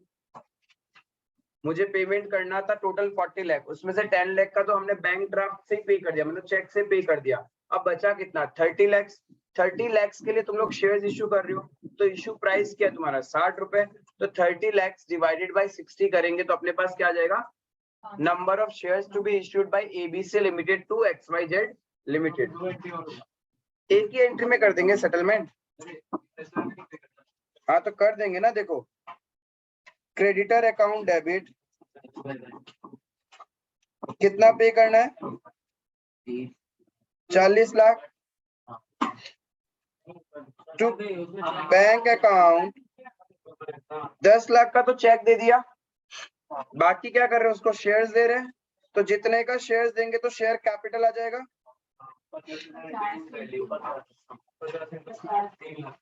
50,000 इंटू 50 फेस वैल्यू। माँ कसम नहीं भूलने का, बहुत बड़ी कसम है ये, इसको भूलने से कुछ भी हो सकता है, जिंदगी में उथल पुथल मच सकता है। ठीक है, तो कितना हो जाएगा ये, to securities premium reserve account. ठीक है,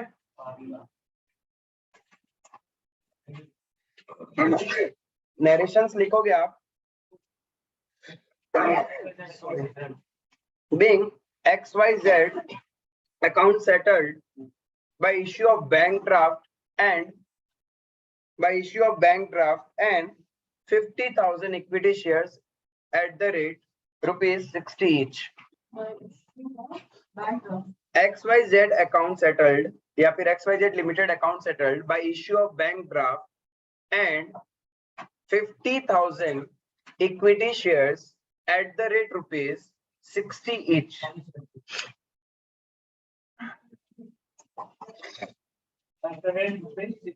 $60 each, जितने में अपन इशू कर रहे हैं। हाँ? अरे वो तो डेट्स, या तो क्वेश्चन डेट देगा तो अलग अलग एंट्री होगा। एग्जाम में ये सब के लिए आपके पास डेट्स नहीं रहेगा, उनको कंसेप्ट देखना है कि भाई जब तुम प्रैक्टिकल लाइफ में जाओगे तुमको ये अकाउंटिंग एंट्री आता है या नहीं आता है।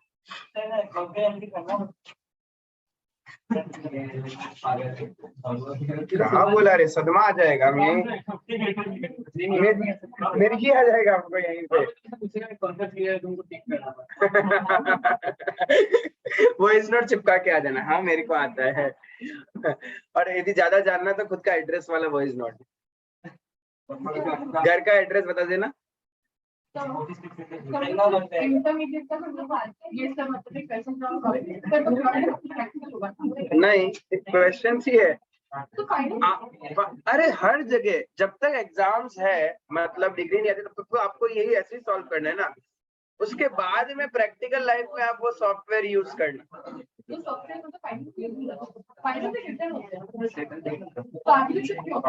आर्टिकलशिप में आपको implementation of what you have learn,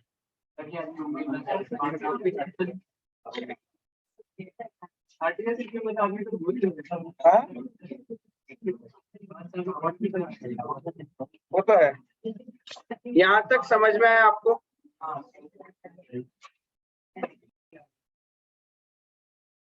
consideration other than cash के लिए और एक एग्जांपल, इससे आपका बुक्स में या फिर आपके जैन जो भी नोट्स हो उसमें जितने भी क्वेश्चंस होंगे ना कंसिडरेशन अदर देन कैश के, वो सारे सॉल्व हो जाएंगे।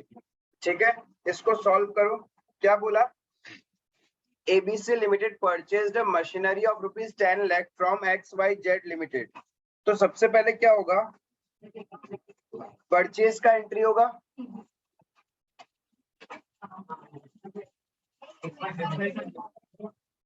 Machinery account debit to XYZ limited being machinery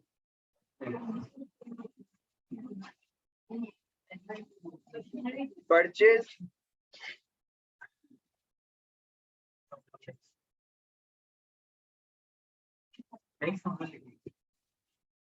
next में नेक्स्ट एंट्री करने से पहले इससे इजी कुछ हो ही नहीं सकता जब क्वेश्चन खुद सब कुछ बता दे। सारा डिटेल क्वेश्चन ने दे दिया। मजा तो क्या आता कि एग्जाम में ऐसा हो सकता है, ये ध्यान रखना कि आपको ये वैल्यू डिलीटेड मिले। हाँ, ये वैल्यू डिलीटेड मिले और क्वेश्चन बोले calculate the value of machinery purchased.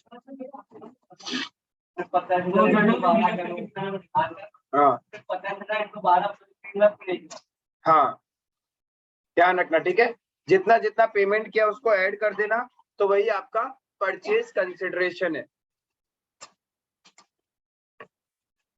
अब पे करेंगे तो क्या होगा? पार्टी अकाउंट डेबिट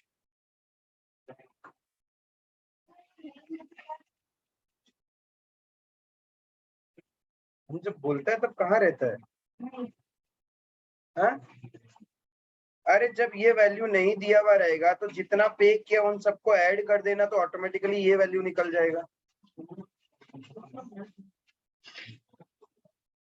अभी भी समझा या नहीं समझा?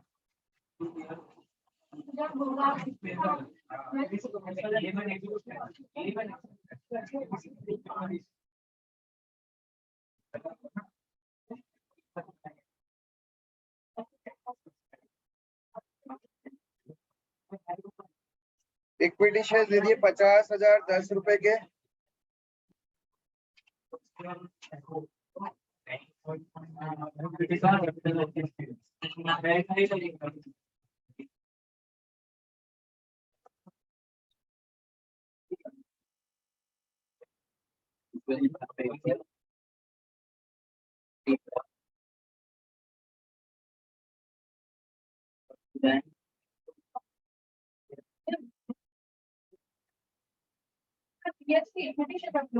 Yes,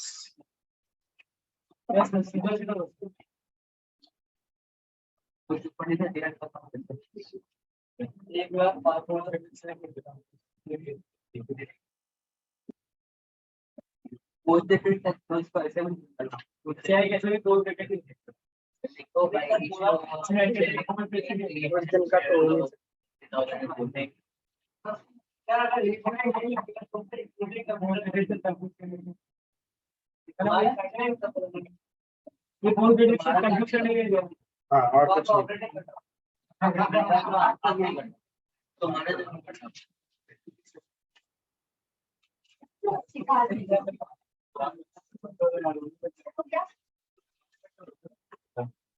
let's take a break, उसके बाद अपन नया कुछ डिस्कशन स्टार्ट करते हैं।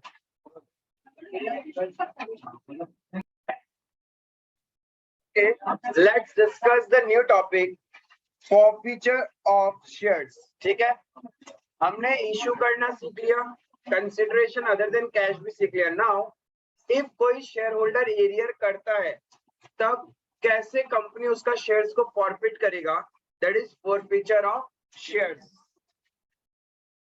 नेक्स्ट टॉपिक इज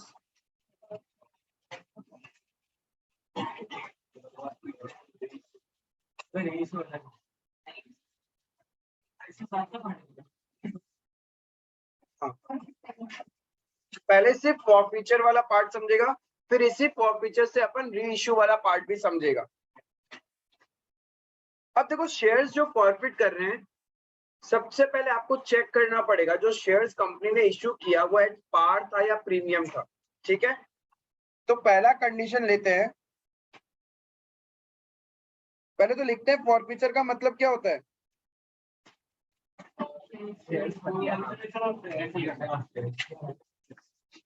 हथिया लेना, कब्जा कर लेना, हड़प लेना, ठीक है, कैंसिल करना, वो सारा चीज कैंसिल नहीं होता, ठीक है, जस्ट फॉरफिट। इफ कैंसिल हो गया तो आप कंपनी वापस रीइश्यू नहीं कर सकती, ठीक है। हड़पना, सीज कर लेना, सीज करना, कब्जा करना, हड़पना, ये सारा चीज क्या है, फॉरफीचर का दूसरा नाम भी है। बस हम लोग उस शेयर होल्डर का नाम डिलीट कर देगा। It means forfeiting shares due to errors made by the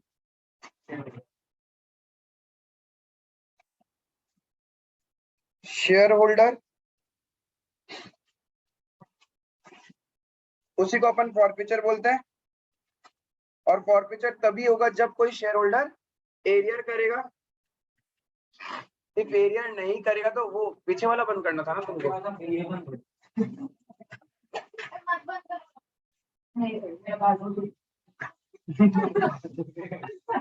hair cap लेके आएगा रुको।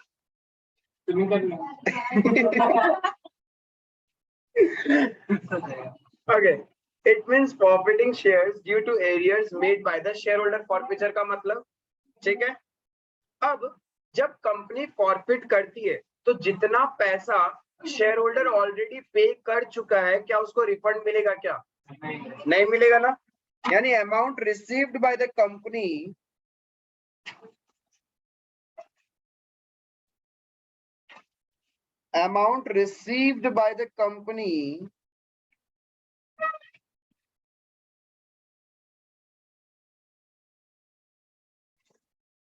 on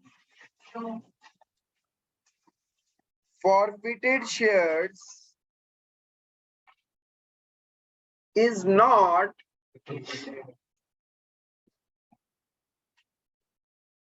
refunded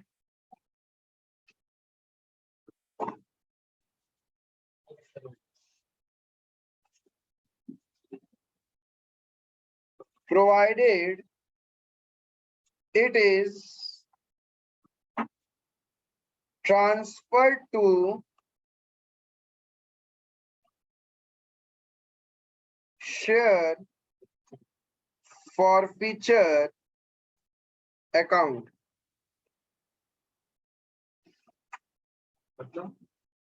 मतलब जितना पैसा कंपनी को मिल चुका है बिफोर एरियर, ठीक है, उतना पैसा कंपनी उसको रिफंड नहीं करता, उसको कहां डाल देगा?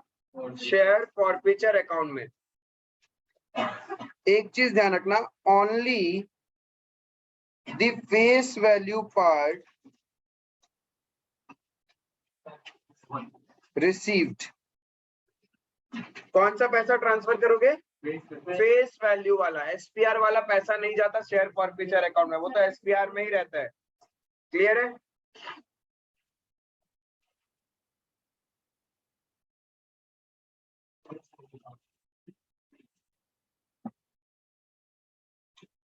अमाउंट, फिर ये शेयर फॉरफीचर का क्या करेंगे? Available in share forfeiture account could be utilized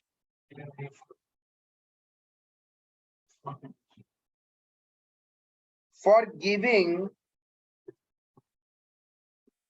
discount on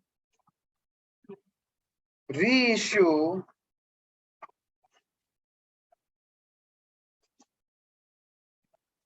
of forfeited shares। Amount available in share forfeiture account could be utilized for giving discount on reissue of forfeited shares।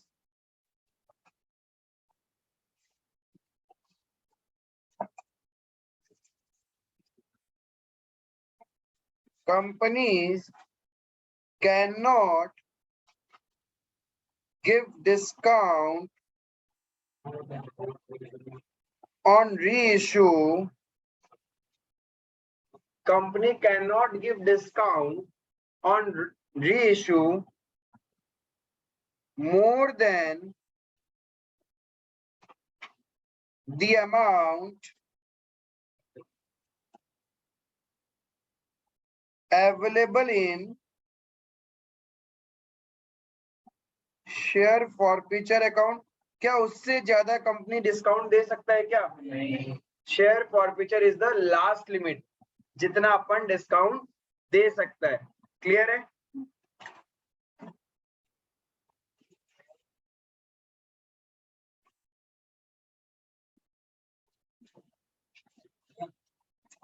Once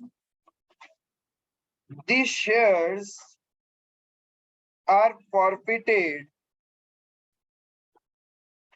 and again reissued, क्या बोला मैंने? Once the shares are forfeited and again reissued and after such reissue there is still balance available in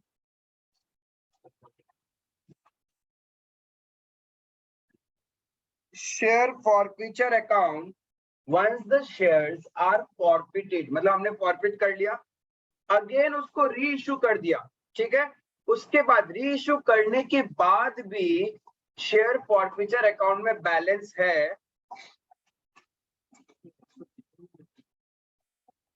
regarding reissue of forfeited shares, then such balance is transferred to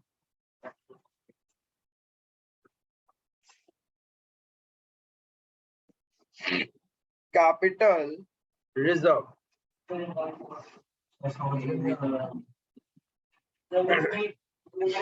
थोड़ा देर में आ जाएगा समझ में। पहला number point समझ में आया? दूसरा number, second point, third point, fourth point, fifth point के लिए प्रैक्टिकल क्वेश्चन अपन चेक करेंगे तभी होगा।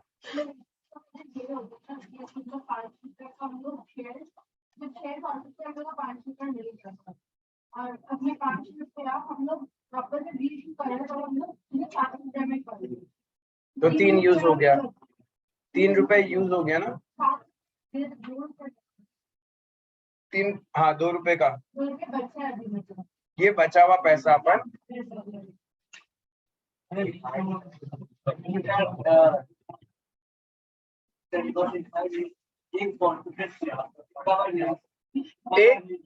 एक फॉरफिटेड शेयर एक बार रीइश्यू होगा, मतलब रीइश्यू के बाद अगर वापस फॉरफिट हो गया। अब डिपेंड्स कि रीइश्यूड शेयर्स यदि फुल्ली पेड अप वाला है तो फॉरफिट करने का चांस ही नहीं है, और normally reissued shares fully paid up होते हैं नॉर्मली, और वो भी यदि पार्टली कॉल्ड अप वाले रीइश्यू किया है एट पार्टी कॉल्ड अप, तो आप फिर पैसा मंगाओगे, नहीं देगा तो फिर से फॉरफिट कर लेंगे एंड फिर से उसको रीइश्यू करेंगे। कंपनी के पास टोटल फेस वैल्यू आ जाना चाहिए। अगर फॉरफिट कर लिया हाँ, और जो शेयर होल्डर है वो अभी पैसा दे सकता है वापस? नहीं, once the shares are forfeited हमने उसका नाम हमारे रजिस्टर से डिलीट ही कर दिया, कुछ नहीं हो सकता। उसको टाइम गैप दिया जाता है, फॉलो अप किया जाता है, बट स्टिल अब वो पे नहीं कर रहा है तो कंपनी शेयर्स फॉरफिट कर देती है। हाँ हाँ, तो डबल पैसा जाएगा उसके तरफ से। वापस को वो ले सकता है। हाँ वापस में ले सकता हूँ। हाँ ले सकता है, बट डबल पैसा जाएगा ना। हाँ। तुम एक बार कोई ओरिजिनल चीज, पैसा लग गया तो वो पहले वाला उतना पैसा फॉरफिट हो गया, अब फिर से खरीदने के लिए तुम और पैसा देगा पूरा, पैसा इसका पैसा। वो खरीदेगा नहीं। अरे उतना पैसा होता तो वो एरियर ही नहीं करता ना, वो एरियर ही क्यों करता। अब देखो फॉरफीचर के टाइम क्या जर्नल करोगे,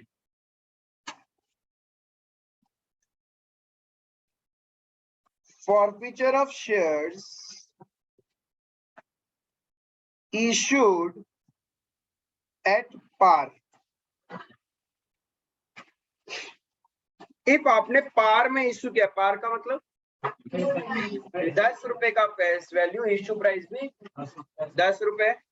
आप जब शेयर्स फॉरफिट करते हो मतलब उस शेयर होल्डर का नाम हमारे रजिस्टर से डिलीट करना है। अभी तक उस शेयर होल्डर का नाम हमारे रजिस्टर में मतलब हमारे बुक्स ऑफ अकाउंट्स में किस नाम से आ रहा था, शेयर कैपिटल नाम से, और शेयर कैपिटल बिजनेस के लिए एक लायबिलिटी है तो उसको बंद करना पड़ेगा। शेयर कैपिटल में कौन सा वैल्यू जाता है, फेस वैल्यू, तो उसको बंद भी किससे करेंगे, फेस वैल्यू से। क्लियर है, तो उसका नाम डिलीट कर रहे हैं। पहले नाम लिखा था बिजनेस में तो शेयर कैपिटल बोल के लिख दिया था, अब उसको क्या करना है, स्ट्राइक ऑफ करना है। तो शेयर कैपिटल क्या होगा, डेबिट होगा, नहीं होगा, कोई मतलब नहीं है, हम लोग कंपनी में उसका नाम नहीं करते अकाउंटिंग एंट्री के टाइम। हाँ, शेयर कैपिटल अकाउंट डेबिट, उसका नाम हमने स्ट्राइक ऑफ कर दिया। फॉरफिट कर रहे हैं मतलब उसका नाम स्ट्राइक ऑफ कर रहे हैं। कैसे करेंगे स्ट्राइक ऑफ, डेबिट करके। पहले इतना टाइम हमारे बुक्स में वो एज ए कैपिटल था तो कैपिटल को डेबिट करते क्या हो गया, उसका खत्म। अब प्रॉब्लम है वैल्यू निकालना, number of shares forfeited multiply by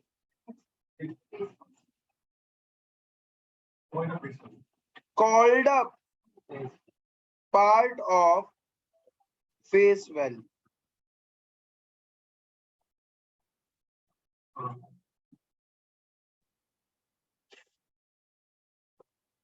आएगा एग्जाम्पल में आएगा क्या चीज, मतलब जब जैसे वो सिर्फ अलॉटमेंट तक का दिया, अलॉटमेंट तक को 5 रुपया दिए तो आएगा, अभी एग्जाम्पल भी लेंगे तब समझ में आएगा, इसमें फिगर्स डाल दूंगा मैं। तो हम लोग क्या कर रहे हैं, number of shares forfeited into called up part of face value. If ये तो कंडीशन पार का, तो यहाँ प्रीमियम का कोई बात ही नहीं होगा। अब देखो इसने पक्का एरियर किया होगा तभी अपन फॉरफिट कर रहे हैं। तो जब एरियर किया होगा तो आपने एक उम्मीद का अकाउंट खोला था, क्या अब वो उम्मीद रहेगी, बंद कर देंगे। जब उम्मीद का अकाउंट खोला था तो क्या किया था, तो अब क्लोज करने के लिए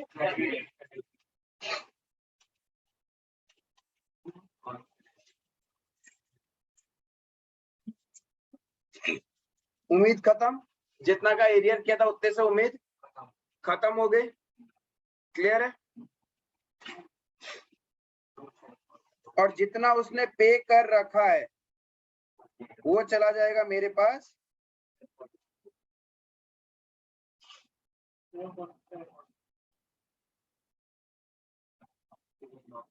पेड पार्ट, एरियर पार्ट। जितना एरियर कर रखा है उतना उम्मीद बंद, जितना पे कर रखा है वो मेरा फॉरफिचर अकाउंट में चला गया। नरेशन क्या होगा, being shares forfeited। इस छोटी सी बात को समझते एक छोटे से एग्जांपल से।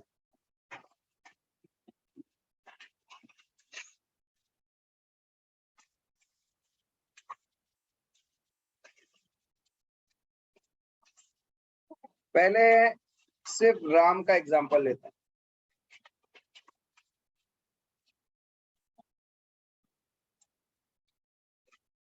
एप्लीकेशन फेस वैल्यू है 10 रुपए, ठीक है। इश्यू प्राइस से कभी लेना देना नहीं होता, फेस वैल्यू से मतलब है मुझे। एप्लीकेशन में 3 रुपए, अलॉटमेंट में ₹2, फर्स्ट कॉल ₹3। ठीक है, इसने क्या किया, एप्लीकेशन का पैसा दे दिया, अलॉटमेंट का नहीं दिया, कॉल का पैसा नहीं दिया। ठीक है, और कंपनी ने फर्स्ट कॉल के बाद ही उसके शेयर्स को क्या कर दिया, फॉरफिट कर लिया। ये एक एग्जांपल है। एक एग्जांपल और, श्याम, फेस वैल्यू ₹10,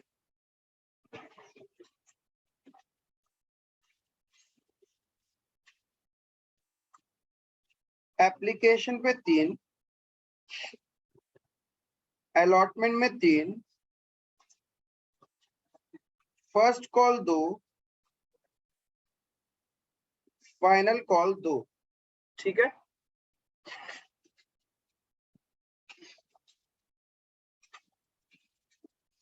इसने ये दिया, ये नहीं दिया, ये नहीं दिया, ये नहीं दिया, और बाद में कंपनी ने उसके शेयर्स फॉरफिट कर ली। क्या फर्स्ट सिनेरियो में पूरा का पूरा फेस वैल्यू कंपनी ने कॉल्ड किया है क्या? तो यानी हमने उसके कैपिटल को कितना बार, 3 बार ही क्रेडिट किया। एक बार ₹3 से, एक बार ₹2 से, और एक बार ₹3 से। तो वापस डेबिट भी कितने से होगा? देखो, जब एप्लीकेशन मिला होगा, ट्रांसफर एंट्री में एक बार किया आपने क्रेडिट, फिर अलॉटमेंट ड्यू एंट्री में एंड फर्स्ट कॉल का ड्यू एंट्री में उसके कैपिटल को क्रेडिट किया, उसके बाद तो किया ही नहीं ना। तो वापस अब उसका कैपिटल कितने से डेबिट होगा? ₹8 से, जितना कॉल्ड अप पार्ट है। Where is in case of Shyam क्या होगा? उससे हमने पूरा ₹10 मंगवाया है, तो हमने उसका कैपिटल ₹10 से क्रेडिट कर रखा होगा, तो डेबिट कितने से होगा? पूरा ₹10 से। वही था वहां पे नंबर ऑफ शेयर्स। अब यहाँ पे नंबर ऑफ शेयर्स लेना है, तो ले लेते इधर 50 शेयर्स, और इसके पास 100 शेयर्स। तो राम के केस में फॉरफीचर का एंट्री क्या होगा? राम के केस में फॉरफीचर का एंट्री क्या होगा? से फॉरफीचर का entry, share capital account debit. Ram के पास 50 शेयर्स थे, कॉल्ड अप पार्ट कितना है? क्योंकि मुझे सिर्फ फेस वैल्यू चेक करना है। ठीक है, 8 क्लियर है। उसका हमने एरियर में कितना डाल के रखा था?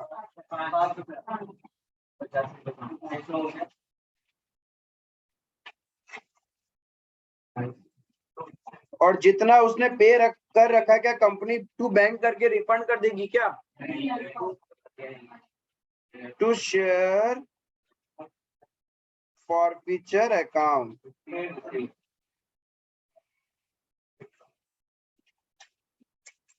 being shares forfeited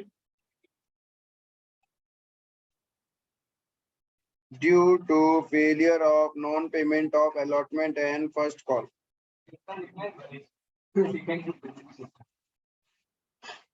किसी का मन में ऐसा आया? सर, और कितना देर क्लास होगा? Half an hour.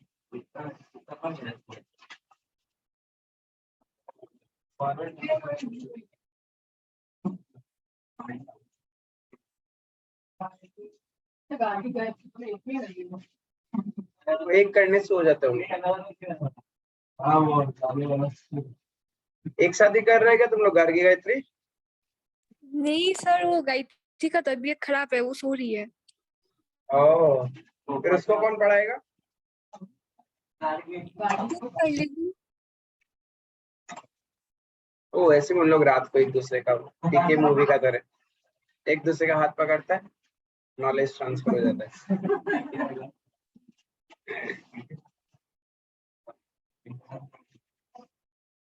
श्याम के लिए फॉरफीचर का एंट्री क्या होगा?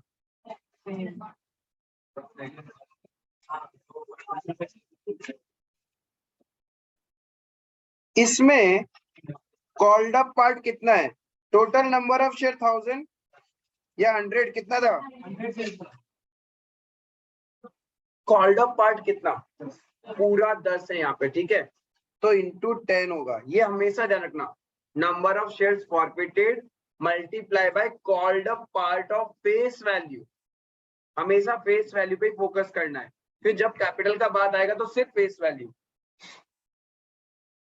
1000 to calls in arrear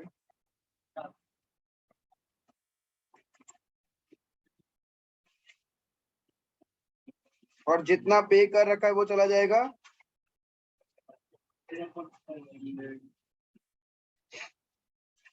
100 into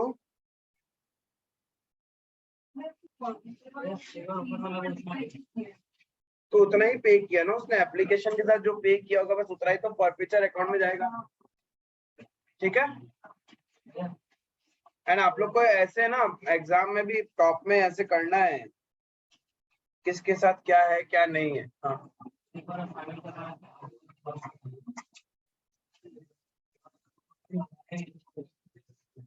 हाँ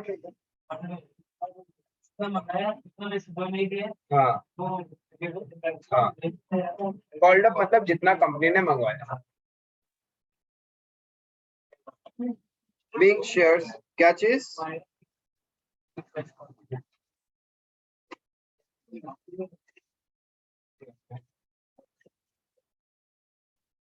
what is the maximum discount company can give if wants to reissue shares of Shyam? Per share बताओ, per share, per share what is the maximum discount company can give to reissue shares of Shyam? दोनों के case में देने, यानी reissue price क्या हो सकता है मैक्सिमम 7 रुपए। Company can not reissue it for 6, even not for 6.5। 7 rupees में तो कम से कम रीइश्यू प्राइस रखना ही पड़ेगा। क्लियर है ये? Can company reissue shares at a price more than the face value?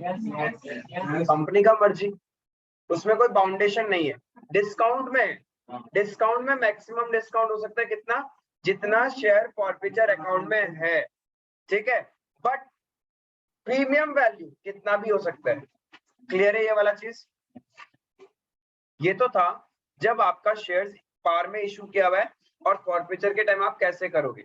बस इतना सिंपल सा एंट्री, बस इतना ही होता है और कुछ नहीं होगा उसके अंदर, ऑलवेज इतना ही होगा। हाँ ऐसा हो सकता है if आपने calls in arrear account open नहीं किया हो, कुछ जगह दिखाई देगा आपको to share allotment, to share first call, तो हमने उसका अकाउंट ओपन ही नहीं किया था कॉल्स इन एरियर, इसलिए आपको दिख रहा है to share allotment, to share first call, उसी नाम पे रहने दिया हम लोगों ने। अदरवाइज हमेशा calls in arrear he credit होता है। अब सोचो आपका शेयर्स इश्यूड एट प्रीमियम होता तो क्या होता।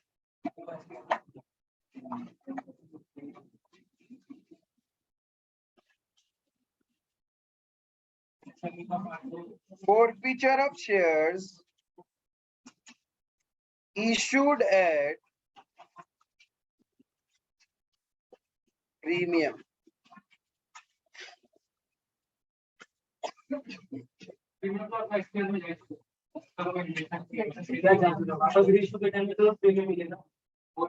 रीइश्यू की तो बात ही नहीं कर रहे अभी अपन, तो वही अपन फॉरफिट कर रहा है and shares issued at premium था। तो पहले देखो क्या एंट्री होगा, पहले देखो क्या एंट्री होगा। ठीक है,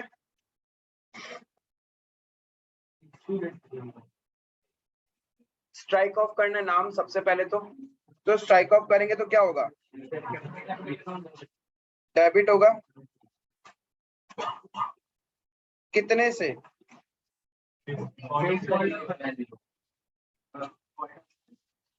number of shares into called up part of face value.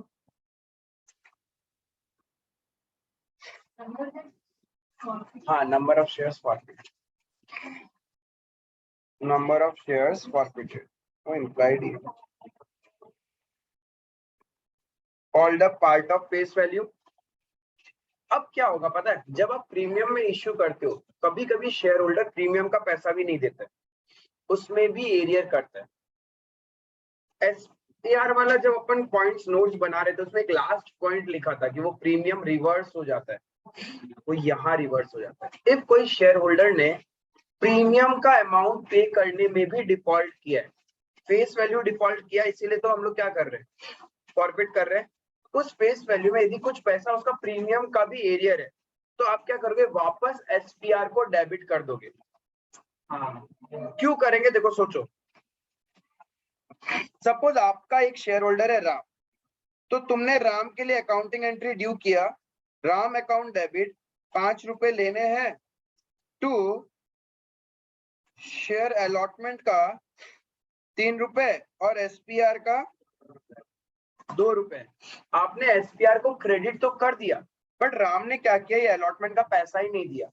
तो क्या प्रैक्टिकली आपके कंपनी में एसपीआर का पैसा आया है क्या? आया ही नहीं है, तो रिजर्व बढ़ेगा कैसे? रिजर्व्स बढ़ने के लिए कंपनी में पैसा आना भी तो होगा। इसका मतलब जब रिजर्व्स का पैसा आया ही नहीं है तो हमने गलत इसको प्लस कर रखा है, क्रेडिट कर रखा है, तो इसको क्या करेंगे, वापस डेबिट करके कम कर देंगे। दैट वाज द लॉजिक कि फॉरफीचर के टाइम एसपीआर रिवर्स होता है। कब रिवर्स होता है? जब उससे रिलेटेड पैसा कंपनी को नहीं मिलता है। When there is a arrear on premium part made by the share holder. If share holder ने अगर प्रीमियम मिल चुका है तो तब तो रिवर्स नहीं होगा ना। मिल चुका है तो कुछ नहीं करेंगे, मिल चुका है तो कुछ नहीं करेंगे, मिल चुका है तो फिर कुछ नहीं करना है। इफ नहीं मिला है, याद है हमने एक पॉइंट लिखा था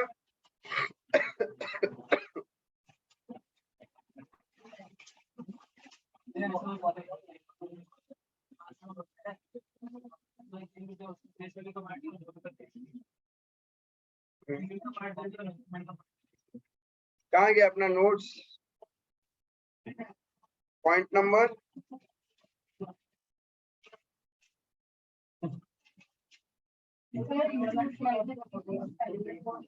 issue of shares at premium से पहले एक पॉइंट था अपने पास, right?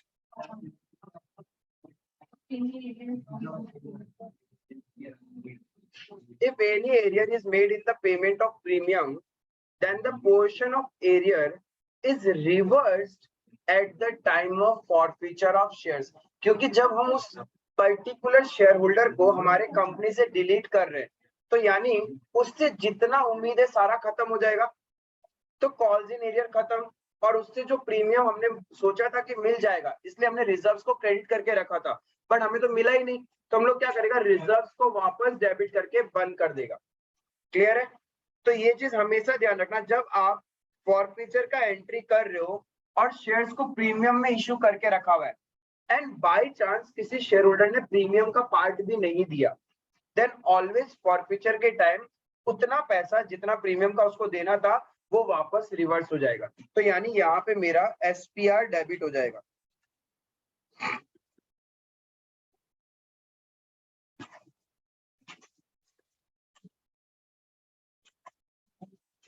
Arrear on premium, arrear on premium, and जो उम्मीद है उससे मिलने का, उसको उम्मीद को कहां डाल के रखा था, कॉल्स इन एरियर में। उस उम्मीद को पूरा बंद कर देंगे और जितना उसने दे रखा है वो कहां चला जाएगा,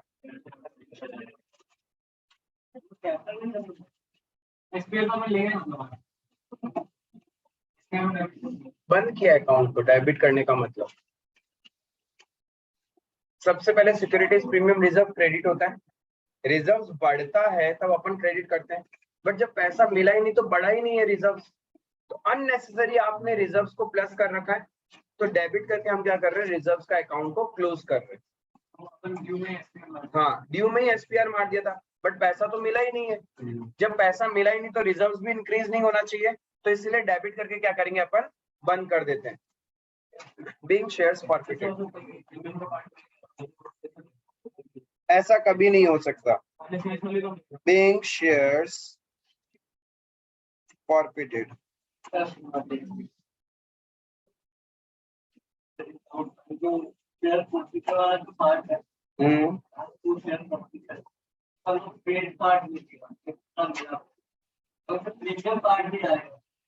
अरे प्रीमियम एक बार मिल गया, गया, कहानी खत्म।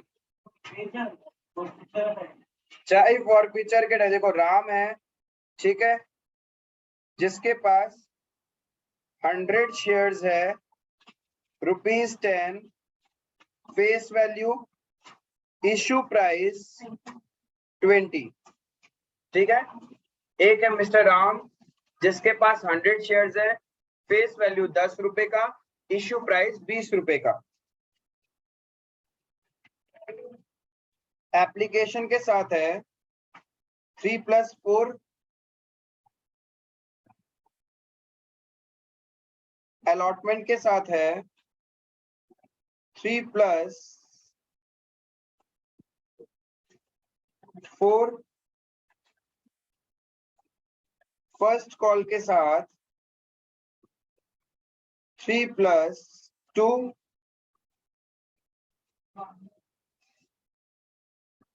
फाइनल कॉल के साथ 1।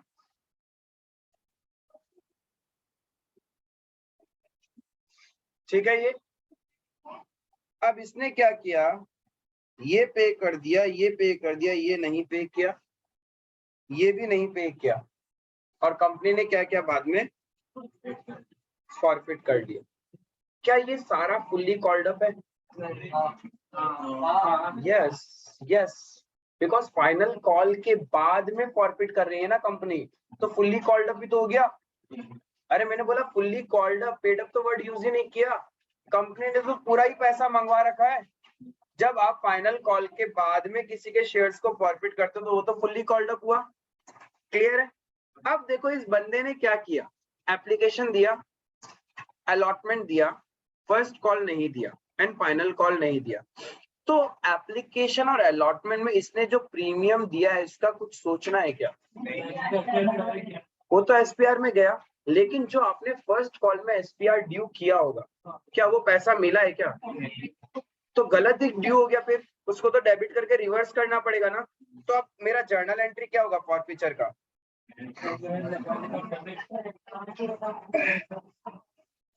शेयर कैपिटल अकाउंट डेबिट कितने से? 600।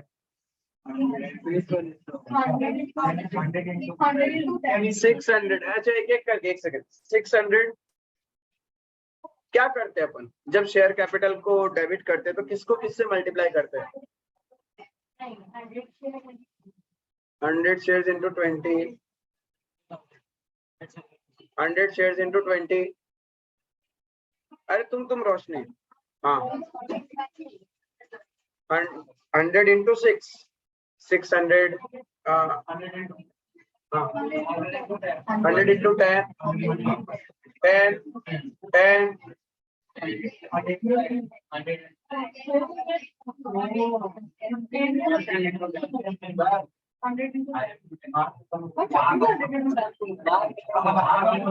माँ कसम खाया था तुम लोग कि कैपिटल जब देखोगे तो सिर्फ फेस वैल्यू, और उसमें लिखा भी था हमने फॉरफीचर का एंट्री में क्या, number of shares forfeited multiply called a part of face value. पहला बात है कंपनी ने पूरा पैसा ही कॉल्ड अप कर रखा है फाइनल कॉल के बाद में, ठीक है, और उसका भी सिर्फ अपने को क्या लेना है, फेस वैल्यू पार्ट। आई बात समझ में? तो जिसका 20 था वो गलत, 6 था वो गलत, 10 करेक्ट है। तो कितना आएगा इधर? अब देखो जब आप प्रीमियम में इश्यू करते हो तो एसपीआर सिर्फ और सिर्फ एक ही कंडीशन में डेबिट होगा, जब एसपीआर को पे करने में एरियर किया। क्या यहाँ किया है?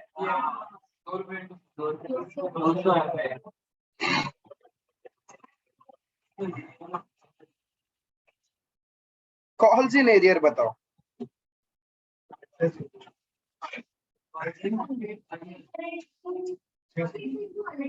यस 600। यहाँ पे भी गलती करते हैं, यहाँ पे क्या करते हैं पता है, 4 into 100 करते हैं। नहीं, कॉल्स इन एरियर में तो पूरा ही होता है, चाहे वो फेस वैल्यू हो चाहे वो प्रीमियम, सब कुछ का एरियर है। ठीक है, वो उम्मीद पूरे से रहती है, चाहे वो फेस वैल्यू पार्ट है चाहे वो आपका प्रीमियम पार्ट है, क्योंकि ड्यू एंट्री में तो हमने पूरा ही किया ना, face value plus premium. Clear है? ये वाला ध्यान में रखने का। तो टू कॉल्स इन एरियर कितना? 600। जितना पैसा नहीं दिया, 3 + 2 5 अलॉट फर्स्ट कॉल का, एंड ₹1 फाइनल कॉल का, तो कितना दे रखा है?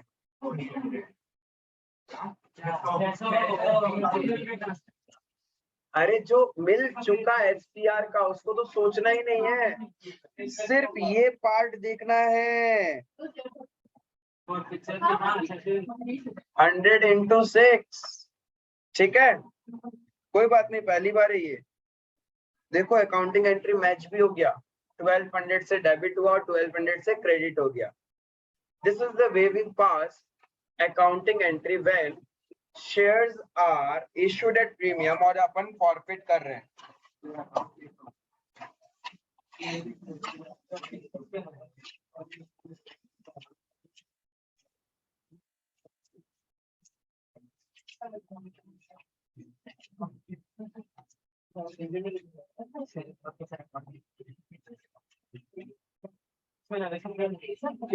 Being shares forfeited.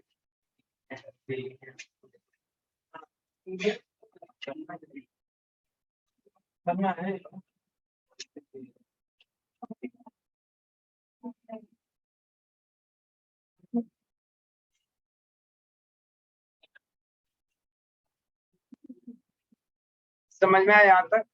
सो फॉरफीचर से रिलेटेड अकाउंटिंग एंट्री यही होता है।